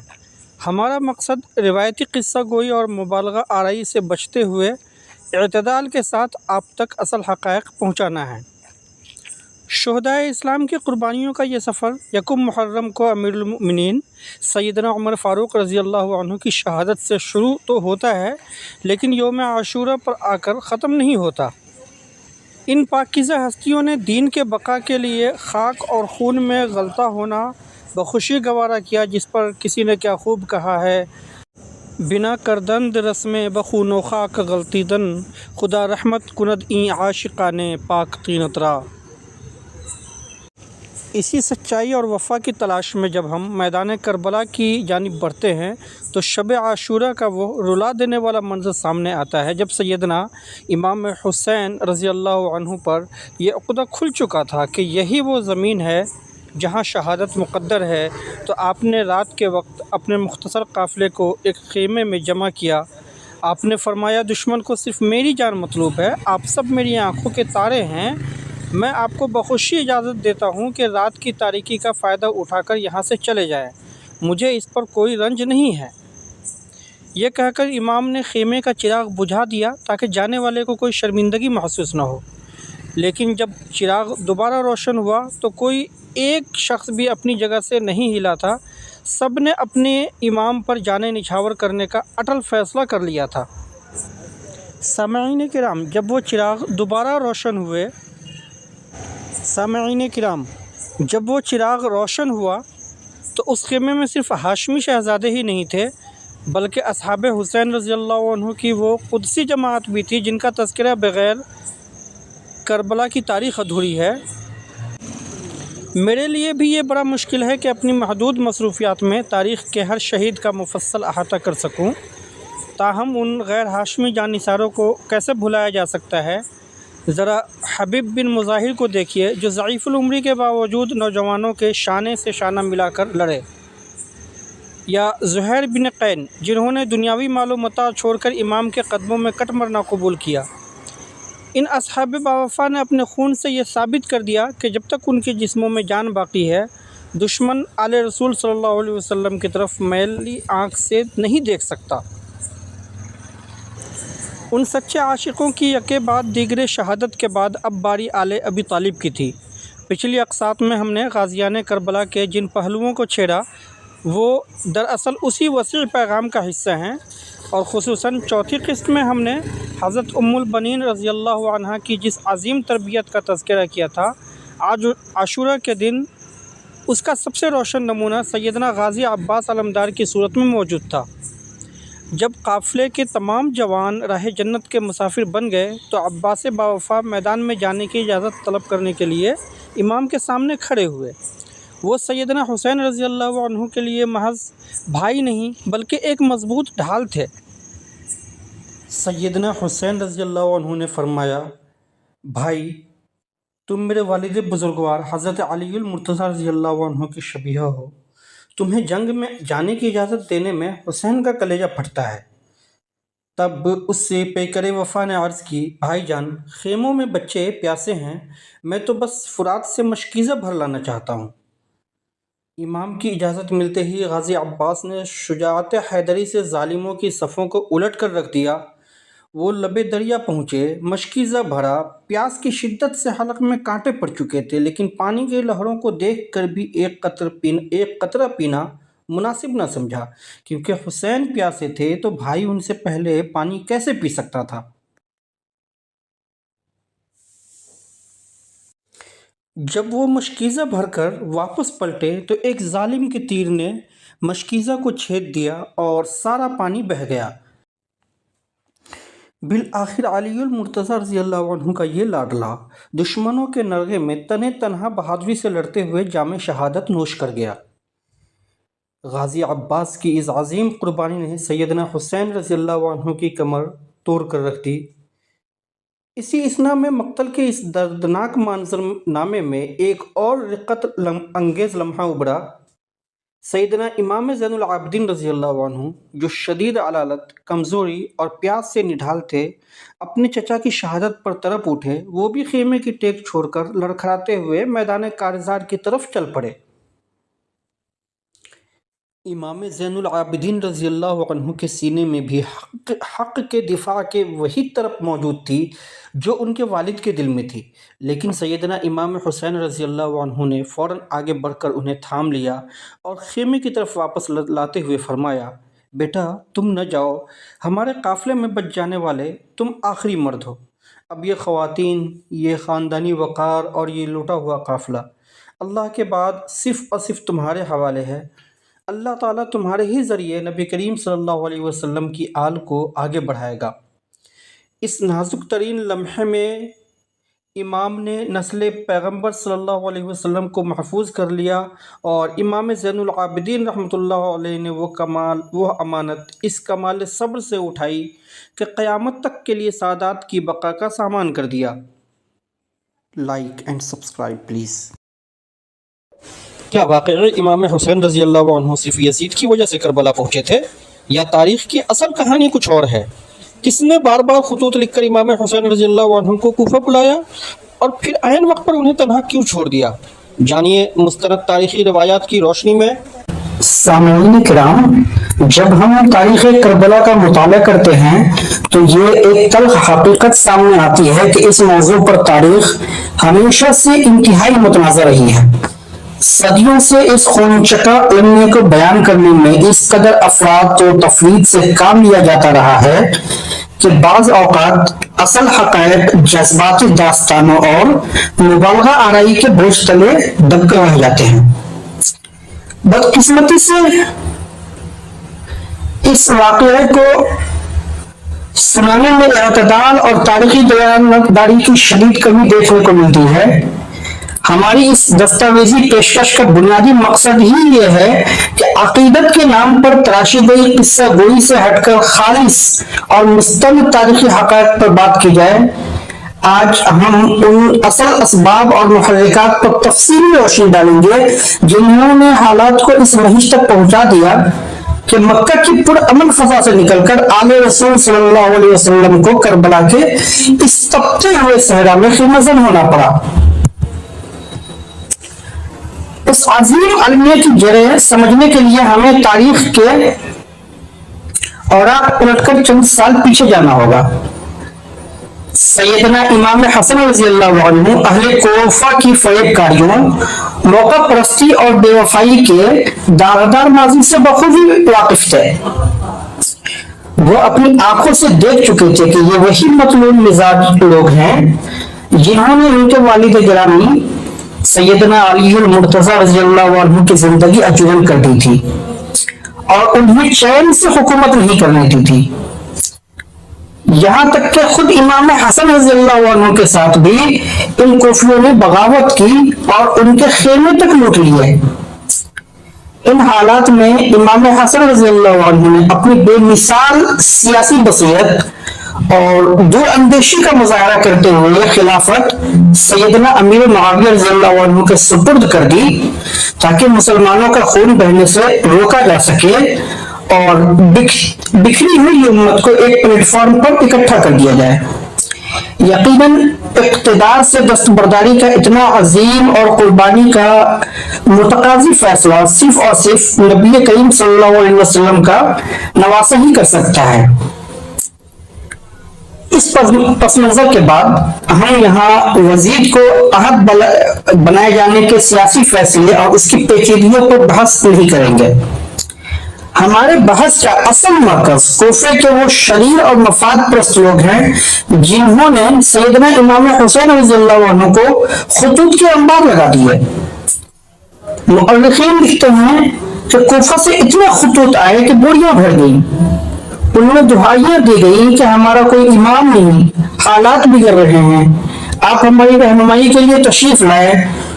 ان مسلسل اپیلوں نے امام کو مکہ مکرمہ کا پرامن ماحول چھوڑ کر عراق کی طرف سفر کرنے پر مجبور کر دیا۔ حالانکہ مکہ میں موجود آپ کے مخلص احباب اور اہل بیت کے خیر خواہ جن میں سیدنا عبداللہ ابن زبیر اور سیدنا عبداللہ ابن عباس رضی اللہ عنہما اجمعین جیسے جلیل القدر صحابہ شامل تھے، انہوں نے امام عالی مقام کو پوری شدت سے روکنے کی کوشش کی اور بار بار خبردار کیا کہ اہل کوفہ پر ہرگز اعتماد نہ کیا جائے کیونکہ ان کی تاریخ دھوکہ دہی سے بھری پڑی ہے۔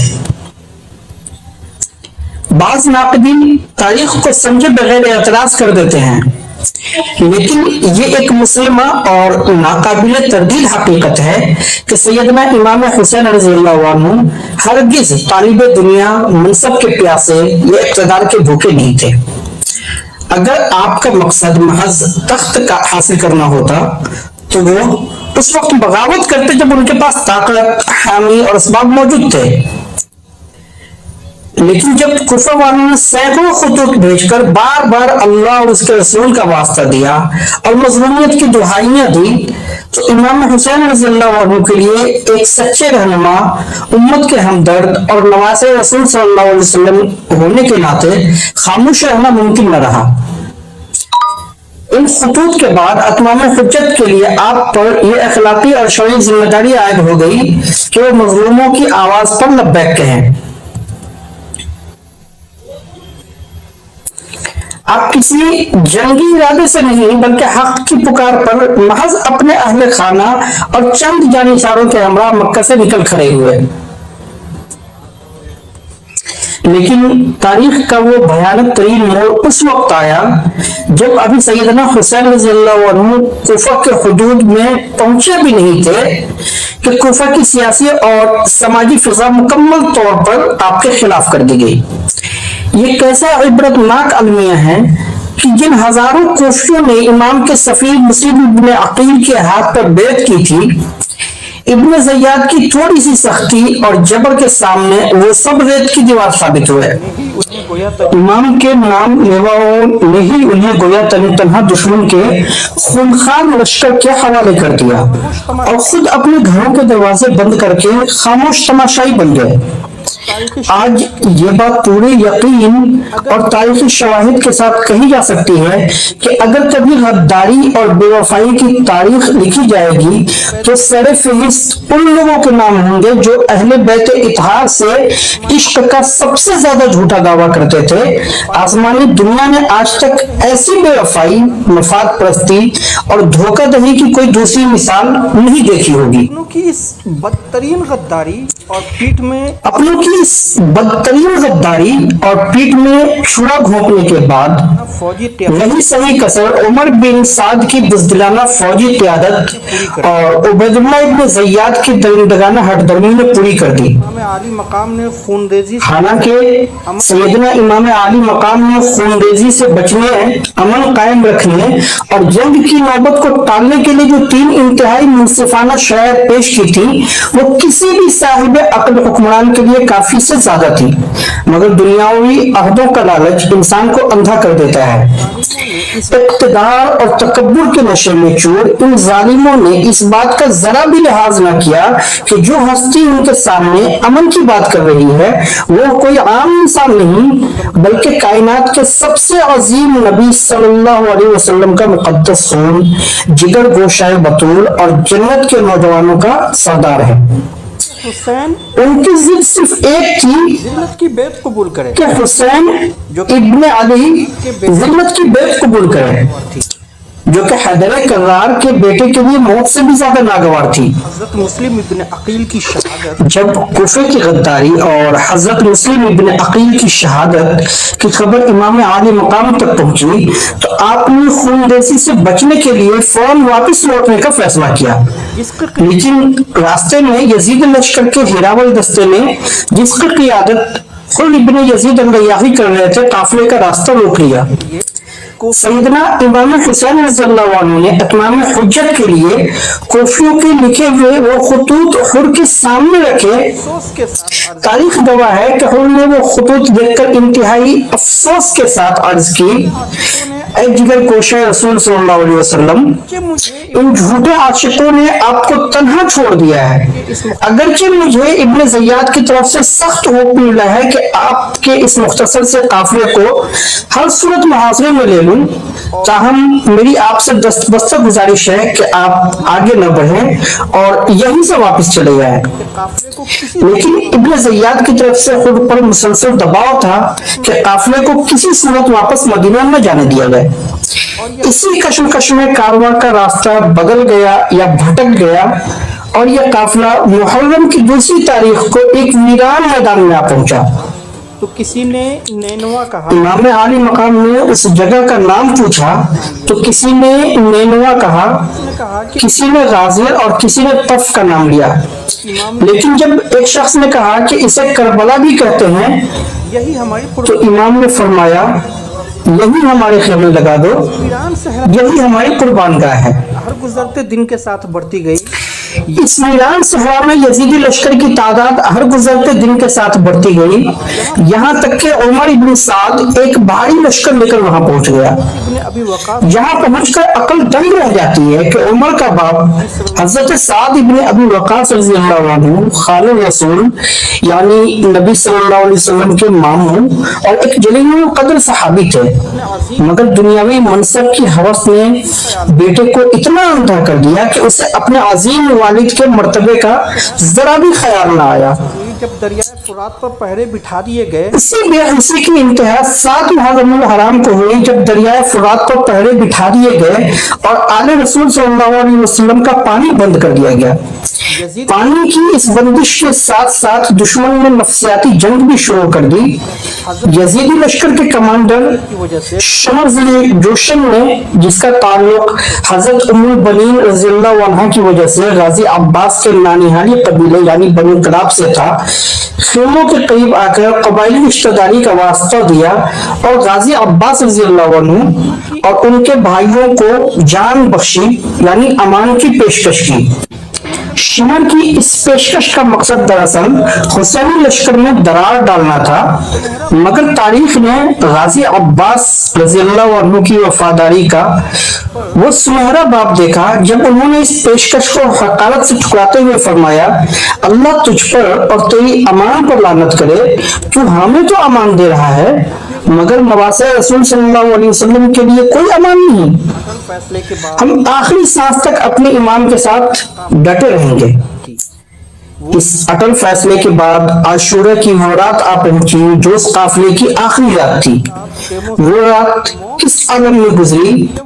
रिवायत है कि चिराग गुल होने के बाद उस रात खेमों से मौत का कोई खौफ या गिरिया वजारी सुनाई नहीं दी, बल्कि खेमों से कुरान की तिलावत और मुनाजात की ऐसी आवाजें आ रही थी जैसे शहद की मक्खियों की गुनगुनाहट हो।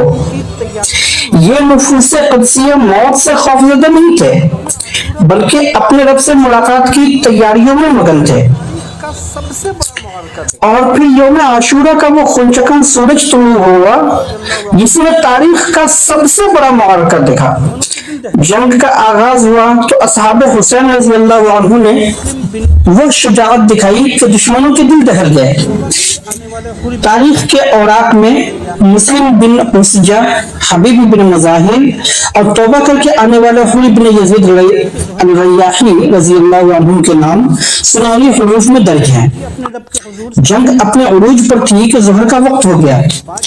इमाम आली मकाम ने तीरों की बारिश में भी अपने रब के हुजूर सर झुकाने को तरजीह दी।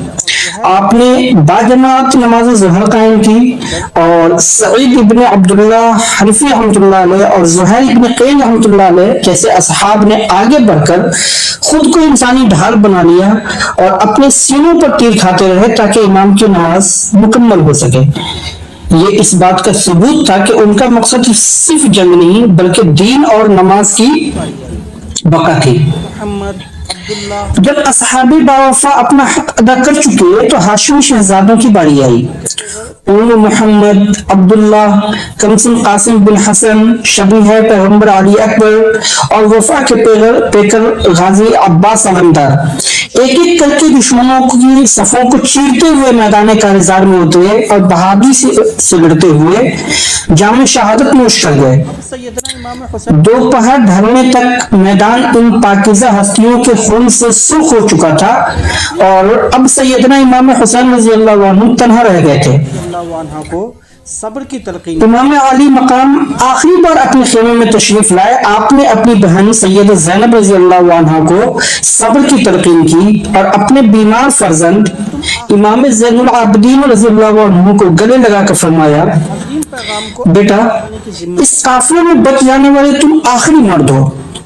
अब इन खवातीन की हिफाजत और इस अजीम पैगाम को आगे बढ़ाने की जिम्मेदारी सिर्फ तुम्हारे कंधों पर है।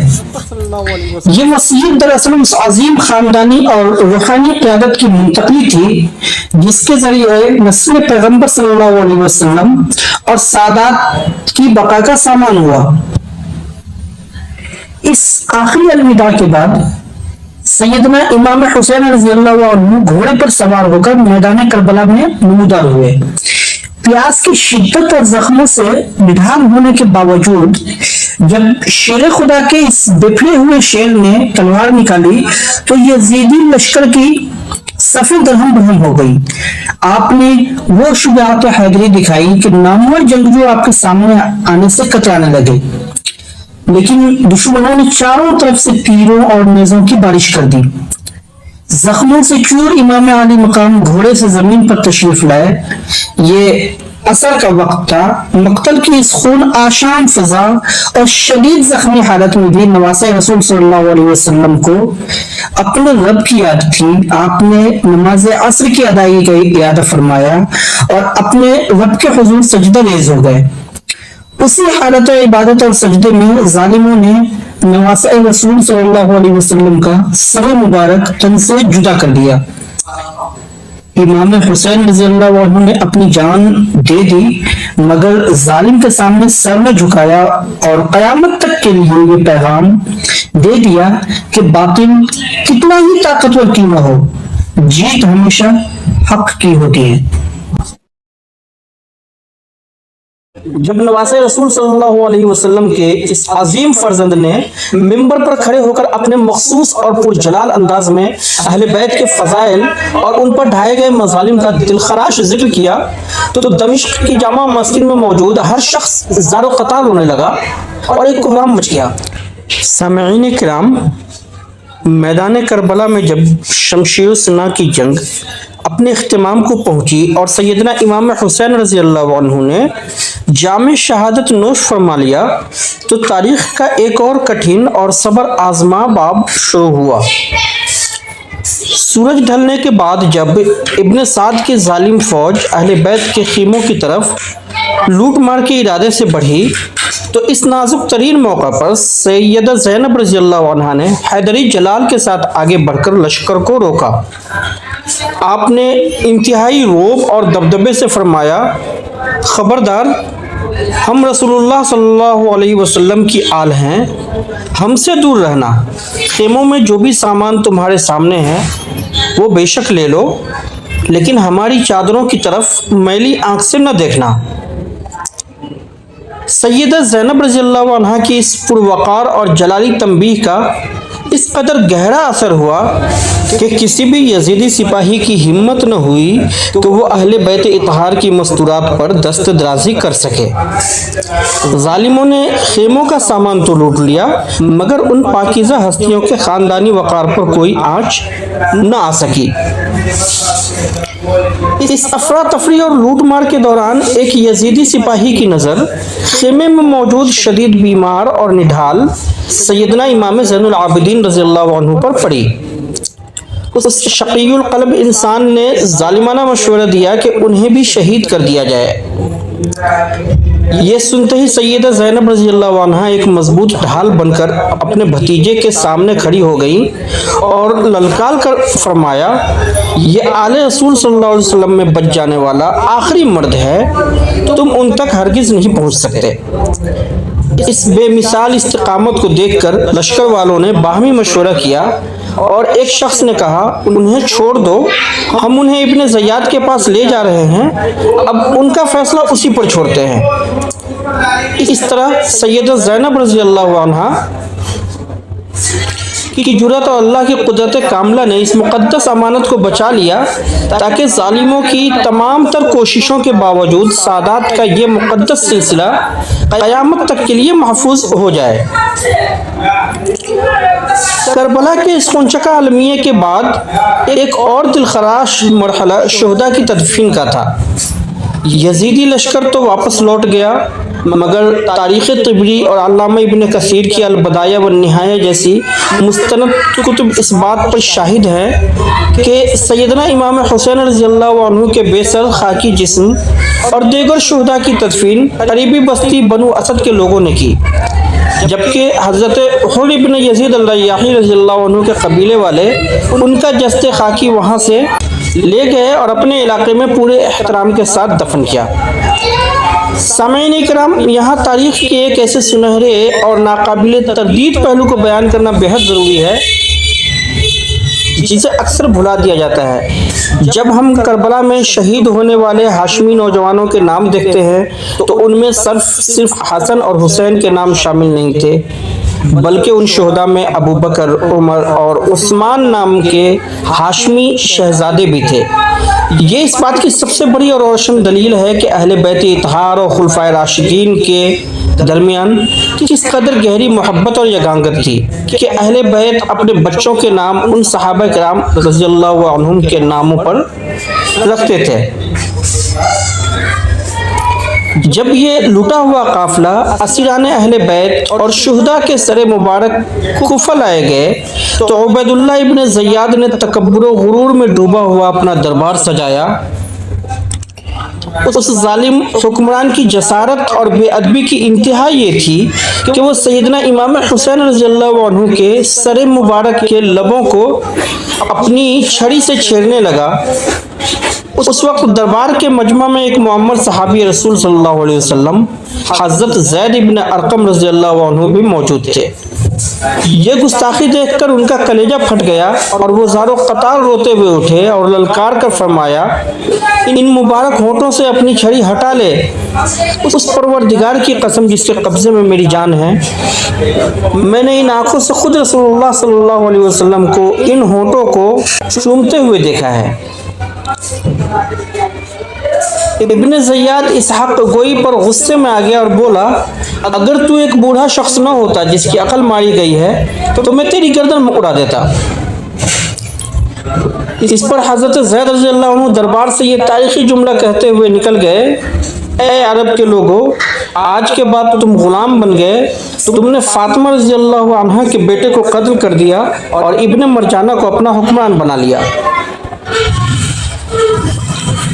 इब्न ज़ियाद ने इस काफिले को दमिश्क में यजीद के दरबार की तरफ रवाना कर दिया। जब यह काफिला दमिश्क पहुंचा और यजीद को तमाम तर हालात का इल्म हुआ तो उसने दरबार में इब्न ज़ियाद के ज़ालिमाना अक़दाम पर बज़ाहिर शदीद नाराज़गी का इजहार किया। तारीख़ तिबरी के मुताबिक यजीद ने अपने किए पर नदामत का इजहार करते हुए सैयदना इमाम ज़ैनुल आबिदीन रज़ियल्लाहु अन्हु से दरख्वास्त की कि मुझे ऐसा अमल बताएं जिससे हुसैन रज़ियल्लाहु अन्हु के कत्ल जैसा संगीन गुनाह माफ़ हो सके। उसने आप रज़ियल्लाहु अन्हु से ज़ाती तौर पर भी माफ़ी तलब की।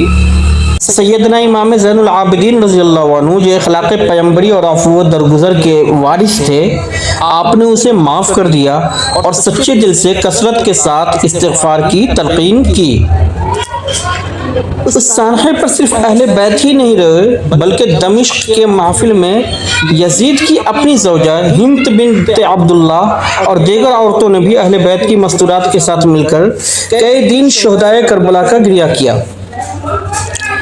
यजीद ने बज़ाहिर नदामत का इजहार ज़रूर किया, मगर तारीख़ इस्लाम के माथे पर लगने वाला ये दाग इतना गहरा था कि उस सानहे की हतमी और अखलाक़ी ज़िम्मेदारी हमेशा के लिए यजीद के इक़्तिदार पर ही आयद हुई और दुनिया ने देखा कि इस जुल्म के बाद चंद ही सालों में उसकी हुकूमत का शिराज़ा बिखर गया।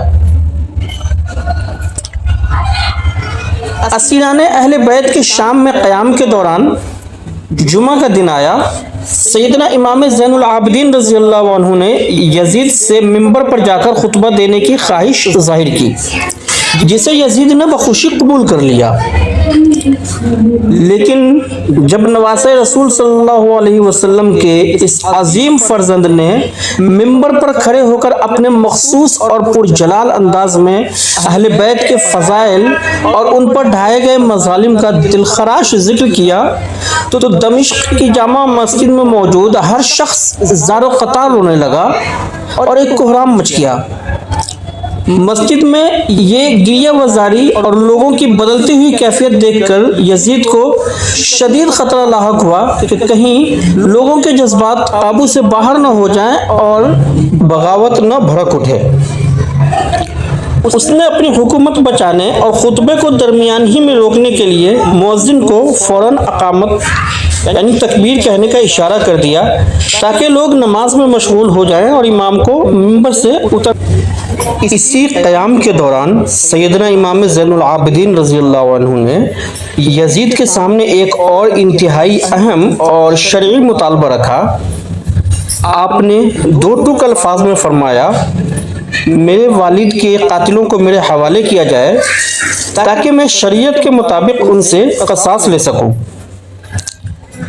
मगर यजीद ने सियासी मसलहतों और अपने कमांडरों को बचाने की खातिर उस बरहक मुतालबे को कबूल न किया। बिल आखिर यजीद ने हालात की नज़ाकत को भांपते हुए सैयदना इमाम ज़ैनुल आबिदीन रज़ियल्लाहु अन्हु और अहले बैत की मस्तूरात को इंतहाई इज्जत व एहतराम और भारी हिफाजती दस्ते के साथ वापस मदीना मनव्वरा रवाना कर दिया। मुस्तनद तारीखी रिवायात शाहिद हैं कि यजीद ने सैयदना इमाम हुसैन रज़ियल्लाहु अन्हु का सर मुबारक भी पूरे एहतराम के साथ मदीना मनव्वरा भिजवा दिया। जब ये काफिला शहर नबी सल्लल्लाहु अलैहि वसल्लम पहुंचा तो वहाँ एक क़यामत सुग़रा बपा हो गई और फिर सैयदना इमाम हुसैन रज़ियल्लाहु अन्हु का ये मुक़द्दस सर मदीना मनव्वरा के तारीख़ी कब्रिस्तान जन्नतुल बक़ी में आपकी वालिद माजिदा सैयदा फ़ातिमतुज़ ज़हरा रज़ियल्लाहु अन्हा की क़ब्र अतहर के बिल्कुल करीब सुपुर्द खाक कर दिया गया। मदीना वापसी के बाद सैयदना इमाम ज़ैनुल आबिदीन रज़ियल्लाहु अन्हु ने बाकी सारी ज़िंदगी पुरअमन, इल्मी और रूहानी रहनुमाई में गुजारी। आपने शमशीर के बजाय सजदों, दुआओं और अखलाक के ज़रिए दीन इस्लाम की आबियारी की और इसी कसरत इबादत की वजह से आप तारीख़ में ज़ैनुल आबिदीन और सज्जाद के मुबारक अलक़ाबात से मशहूर हुए। सामईन किराम, शाहजी उर्दू की इस दस्तावेजी सीरीज़ का पुरदर्द सफ़र यहाँ ख़त्म नहीं होता। अगली और आखिरी किस्त में हम तारीख़ का एक बेलाग कटहरा सजाएंगे जहाँ यजीद के किरदार और उम्मत मुस्लिमा पर उसके तबाहकुन असरात का खालिस शरई और तारीख़ी मुहाकमा किया जाएगा। अपनी तरफ से मैंने हतमी कोशिश की है कि मुकम्मल तहक़ीक़ के बाद दुरुस्त तरीन मालूमाती आप तक पहुँचाई जाएँ। ताहम इल्म के इस वसी सफ़र में अगर आपको कहीं कोई तालिब इल्माना ख़ता महसूस हो तो कमेंट्स में हमारी इस्लाह ज़रूर फरमाएँ। मुबालगा आराई से पाक मुस्तनद तारीख़ के इस सफ़र में हमारा साथ देने के लिए यूट्यूब और फेसबुक पर हमारे 20,000 से ज़ायद अफराद पर मुश्तमिल इस बाशऊर काफ़िले का हिस्सा बने रहें ताकि हम मिलकर हक़ाइक़ की जुस्तजू जारी रख सकें। अगली किस्त तक के लिए इजाज़त दीजिए। अल्लाह हाफ़िज़। सामईन किराम, शाहजी उर्दू के इस प्लेटफॉर्म पर हमने शुहदाए इस्लाम और गाज़ियान दीन के इस पुरदर्द और अज़ीम सिलसिले का आगाज़ यकुम मुहर्रमुल हराम को सैयदना फ़ारूक़ आज़म रज़ियल्लाहु अन्हु की शहादत के ज़िक्र से किया था। फिर तारीख़ का ये सफ़र फ़ितरी तौर पर करबला के खुनचका वाक़िए की तरफ चल पड़ा और हमने अपनी तमाम तर दयानतदारी के साथ मुस्तनद तारीख़ आप तक पहुँचाने की कोशिश की। इल्म के इस वसी समुंदर में हम महज़ एक तालिब इल्म की हैसियत रखते हैं, इसलिए इस सफ़र में हमसे जो भी तालिब इल्माना ख़ताएँ हुई हों हम उन पर अल्लाह के हुज़ूर माफ़ी के तलबगार हैं और आपसे भी इस्लाह की उम्मीद रखते हैं। आज इस आखिरी किस्त में हम तारीख़ का वो बेलाग कटहरा सजाएंगे जहाँ किसी जज्बाती मुबालगे के बग़ैर खालिस शरई और तारीख़ी हक़ाइक़ की रोशनी में यजीद के किरदार का मुहाकमा किया जाएगा। सैयदना उस्मान गनी रज़ियल्लाहु अन्हु की शहादत के बाद उम्मत मुस्लिमा में इख्तलाफ की जो दीवार खड़ी हुई उसके बारे में सैयदना अब्दुल्ला इब्न सलाम रज़ियल्लाहु अन्हु ने फरमाया था कि अब इसे दुनिया के सारे पहाड़ मिलकर भी नहीं पाट सकते, मगर तारीख़ शाहिद है कि नवासे रसूल सल्लल्लाहु अलैहि वसल्लम सैयदना इमाम हसन रज़ियल्लाहु अन्हु ने अपनी बेमिसाल फ़िरासत और अज़ीम क़ुरबानी से उम्मत के इस बिखरे हुए शिराज़े को दोबारा इकट्ठा कर दिया। इस इत्तिहाद की बरकत ये हुई कि सैयदना अमीर मुआविया रज़ियल्लाहु अन्हु के दौर में आलम इस्लाम के अंदर अमन कायम हुआ और फुतूहात का सिलसिला दोबारा शुरू हो गया। मगर अफसोस अमीर मुआविया रज़ियल्लाहु अन्हु के बाद उनके बेटे यजीद के बरसर इक़्तिदार आते ही वो अज़ीम इत्तिहाद एक बार फिर पारा पारा हो गया और उम्मत ऐसी बदअमनी का शिकार हुई जिसका खमियाजा आज तक भुगता जा रहा है। यहाँ ये बात समझना इंतहाई ज़रूरी है कि यजीद की इमारत पर रोज़े अव्वल से ही अकाबिरीन उम्मत को शदीद इख्तिलाफ रहा। جب بعض مشیروں کے کہنے پر سیدنا امیر معاویہ رضی اللہ عنہ نے یزید کو ولی عہد مقرر کرنے کا ارادہ کیا اور مدینہ کے گورنر کو مسجد نبی صلی اللہ علیہ وسلم میں اس کے اعلان اور بیعت لینے کا حکم بھیجا، تو اس فیصلے کی سب سے پہلی اور کھلی مخالفت حضرت عبد الرحمن ابن ابوبکر رضی اللہ عنہ نے کی۔ یہ وہ عظیم ہستی تھے جن کے خاندان کی لگاتار 4 پشتیں صحابی ہونے کا شرف رکھتی تھی، اور آپ خود امیر معاویہ رضی اللہ عنہ کے قدیم رفقا میں سے تھے، مگر اس کے باوجود انہوں نے بغیر کسی توقف کے مسجد نبی صلی اللہ علیہ وسلم میں گورنر مدینہ کے منہ پر 2 ٹوک الفاظ میں فرمایا، تم لوگ خلافت راشدہ کو ختم کر کے اسلام میں قیصر و کسریٰ کی خاندانی بادشاہت کو لاگو کرنا چاہتے ہو کہ جب ایک بادشاہ مرے تو اس کا بیٹا تخت پر بیٹھ جائے، بخدا ہم ایسا نہیں ہونے دیں گے۔ اس کھلی مخالفت کے بعد فاتح شام سیدنا امیر معاویہ رضی اللہ عنہ نے خلیفہ اول کے اس عظیم فرزند کی قدر و منزلت کو مد نظر رکھتے ہوئے ان سے براہ راست ملاقات کی۔ یہاں یہ تذکرہ کرنا بہت ضروری ہے کہ فریقین کے درمیان انتہائی دیرینہ اور قریبی تعلقات تھے، اور ایک دوسرے کو تحائف بھیجنا ان کے ہاں ایک معمول کی بات تھی۔ سیدنا امیر معاویہ رضی اللہ عنہ نے اپنی اسی پرانی برادرانہ تعلق کو بروئے کار لاتے ہوئے اور اپنے مخصوص حلم اور سخاوت کا مظاہرہ کرتے ہوئے انہیں بے حد عزت و تکریم سے نوازا، اور حسب روایت قیمتی تحائف پیش کر کے نہایت محبت کے ساتھ اپنے نقطۂ نظر پر قائل کرنے کی کوشش کی۔ مگر چونکہ اس مرتبہ معاملہ ولی عہدی کے ایک اصولی اختلاف کا تھا، اس لیے خلیفہ اول کے جگر گوشے نے بھی کمال استغنا اور دینی غیرت کا مظاہرہ کیا۔ حضرت عبد الرحمن ابن ابوبکر رضی اللہ عنہ نے خلیفہ وقت کے احترام اور دیرینہ تعلق کو پوری طرح ملحوظ رکھتے ہوئے انتہائی وقار کے ساتھ وہ تحائف واپس کر دیے، اور اپنے اس اصولی موقف پر ڈٹے رہے کہ وہ اس ولی عہدی کی بیعت نہیں کریں گے۔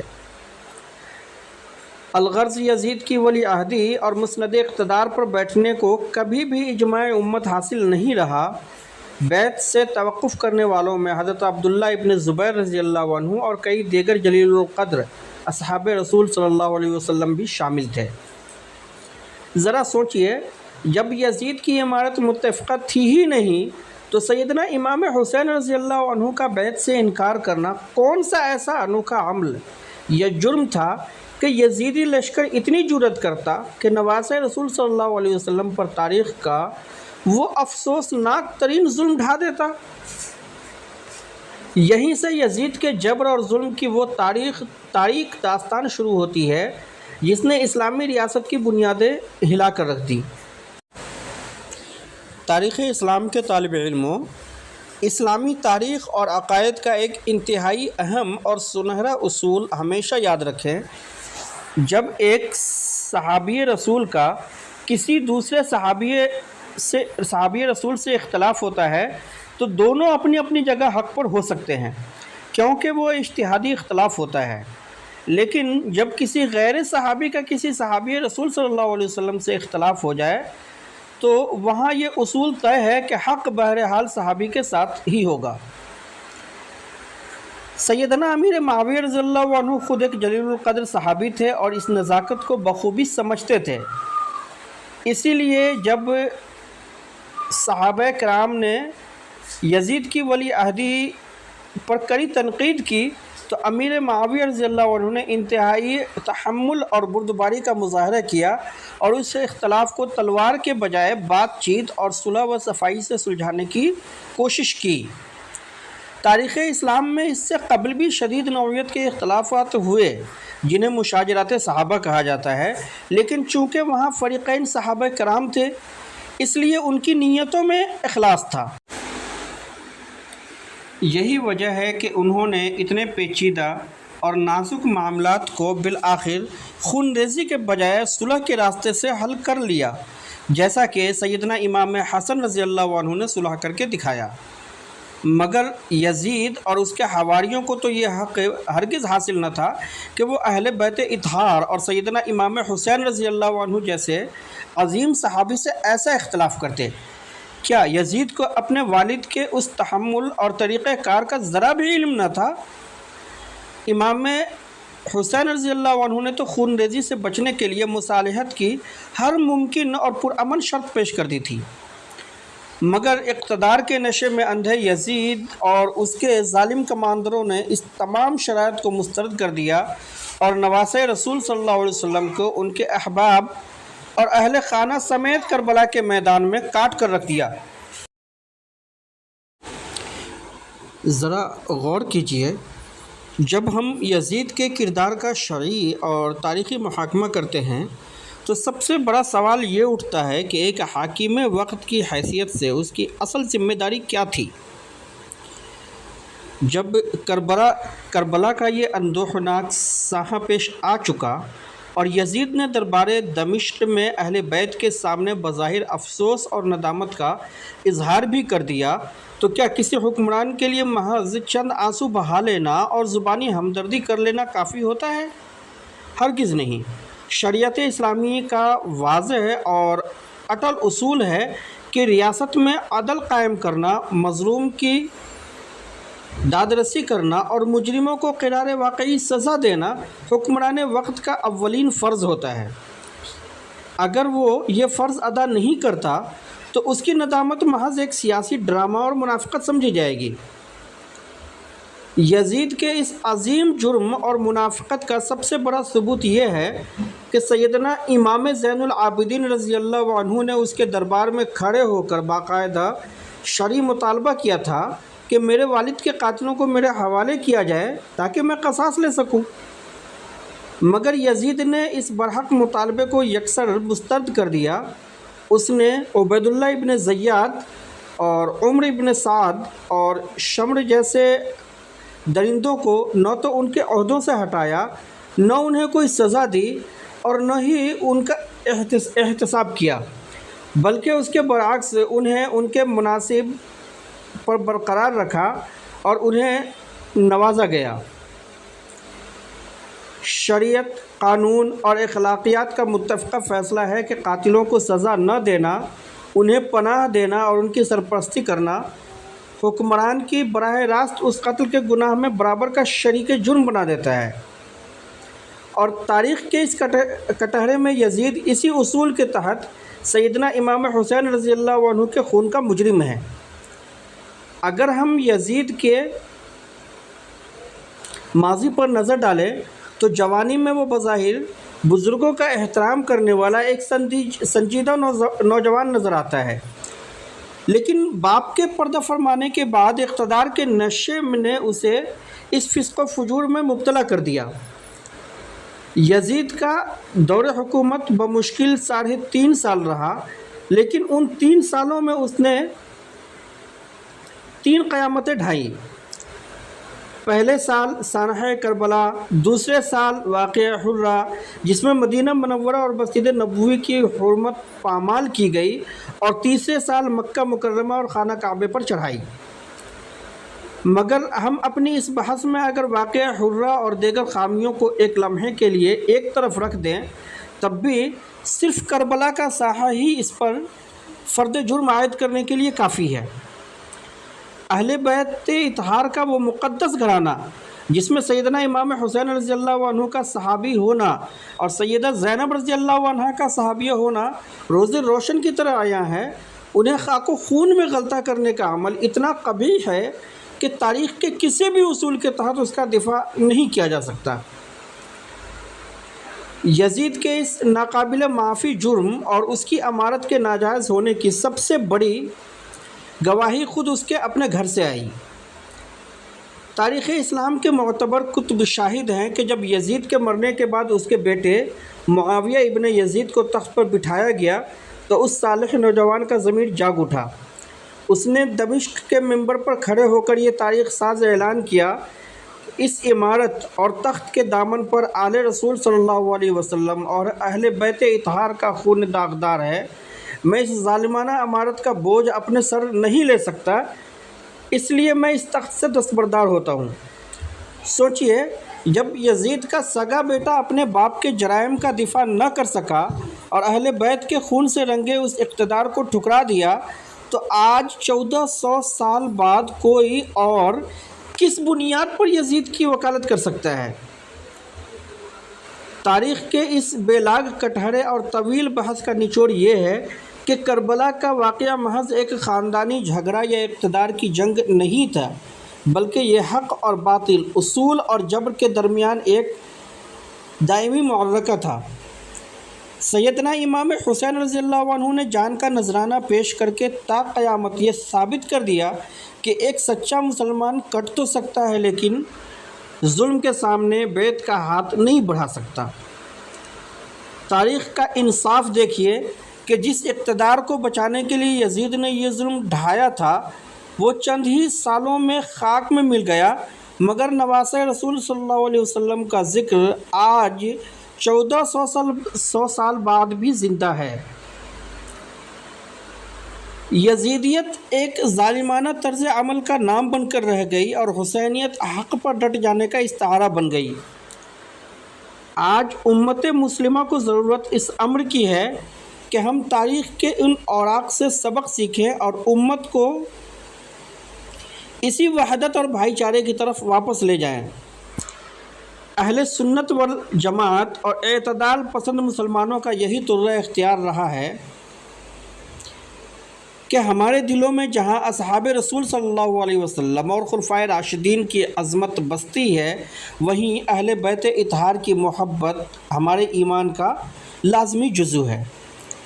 سامعین کرام، شاہ جی اردو کے اس تاریخی اور پردرد تاریخ دستاویزی سفر میں ہمارا ساتھ دینے کے لیے ہم اپنے یوٹیوب اور فیس بک کے تمام باشعور ناظرین کے لیے بے حد مشکور ہیں۔ اگر اعتدال پر مبنی یہ پیغام آپ کے دلوں پر اثر انداز ہوا ہو تو اسے امت کے دیگر افراد تک ضرور پہنچائیں۔ تاریخ اسلام کے اوراق ابھی ختم نہیں ہوئے۔ کامنٹس میں ہمیں ضرور بتائیں کہ آپ اگلی دستاویزی سیریز کس عظیم شخصیت یا تاریخی واقعہ پر دیکھنا چاہتے ہیں۔ حقائق کی اس جستجو میں ہمارا ساتھ یوں ہی برقرار رکھیے گا۔ اللہ ہم سب کو حق سمجھنے اور اس پر چلنے کی توفیق عطا فرمائے۔ آمین۔ اللہ حافظ۔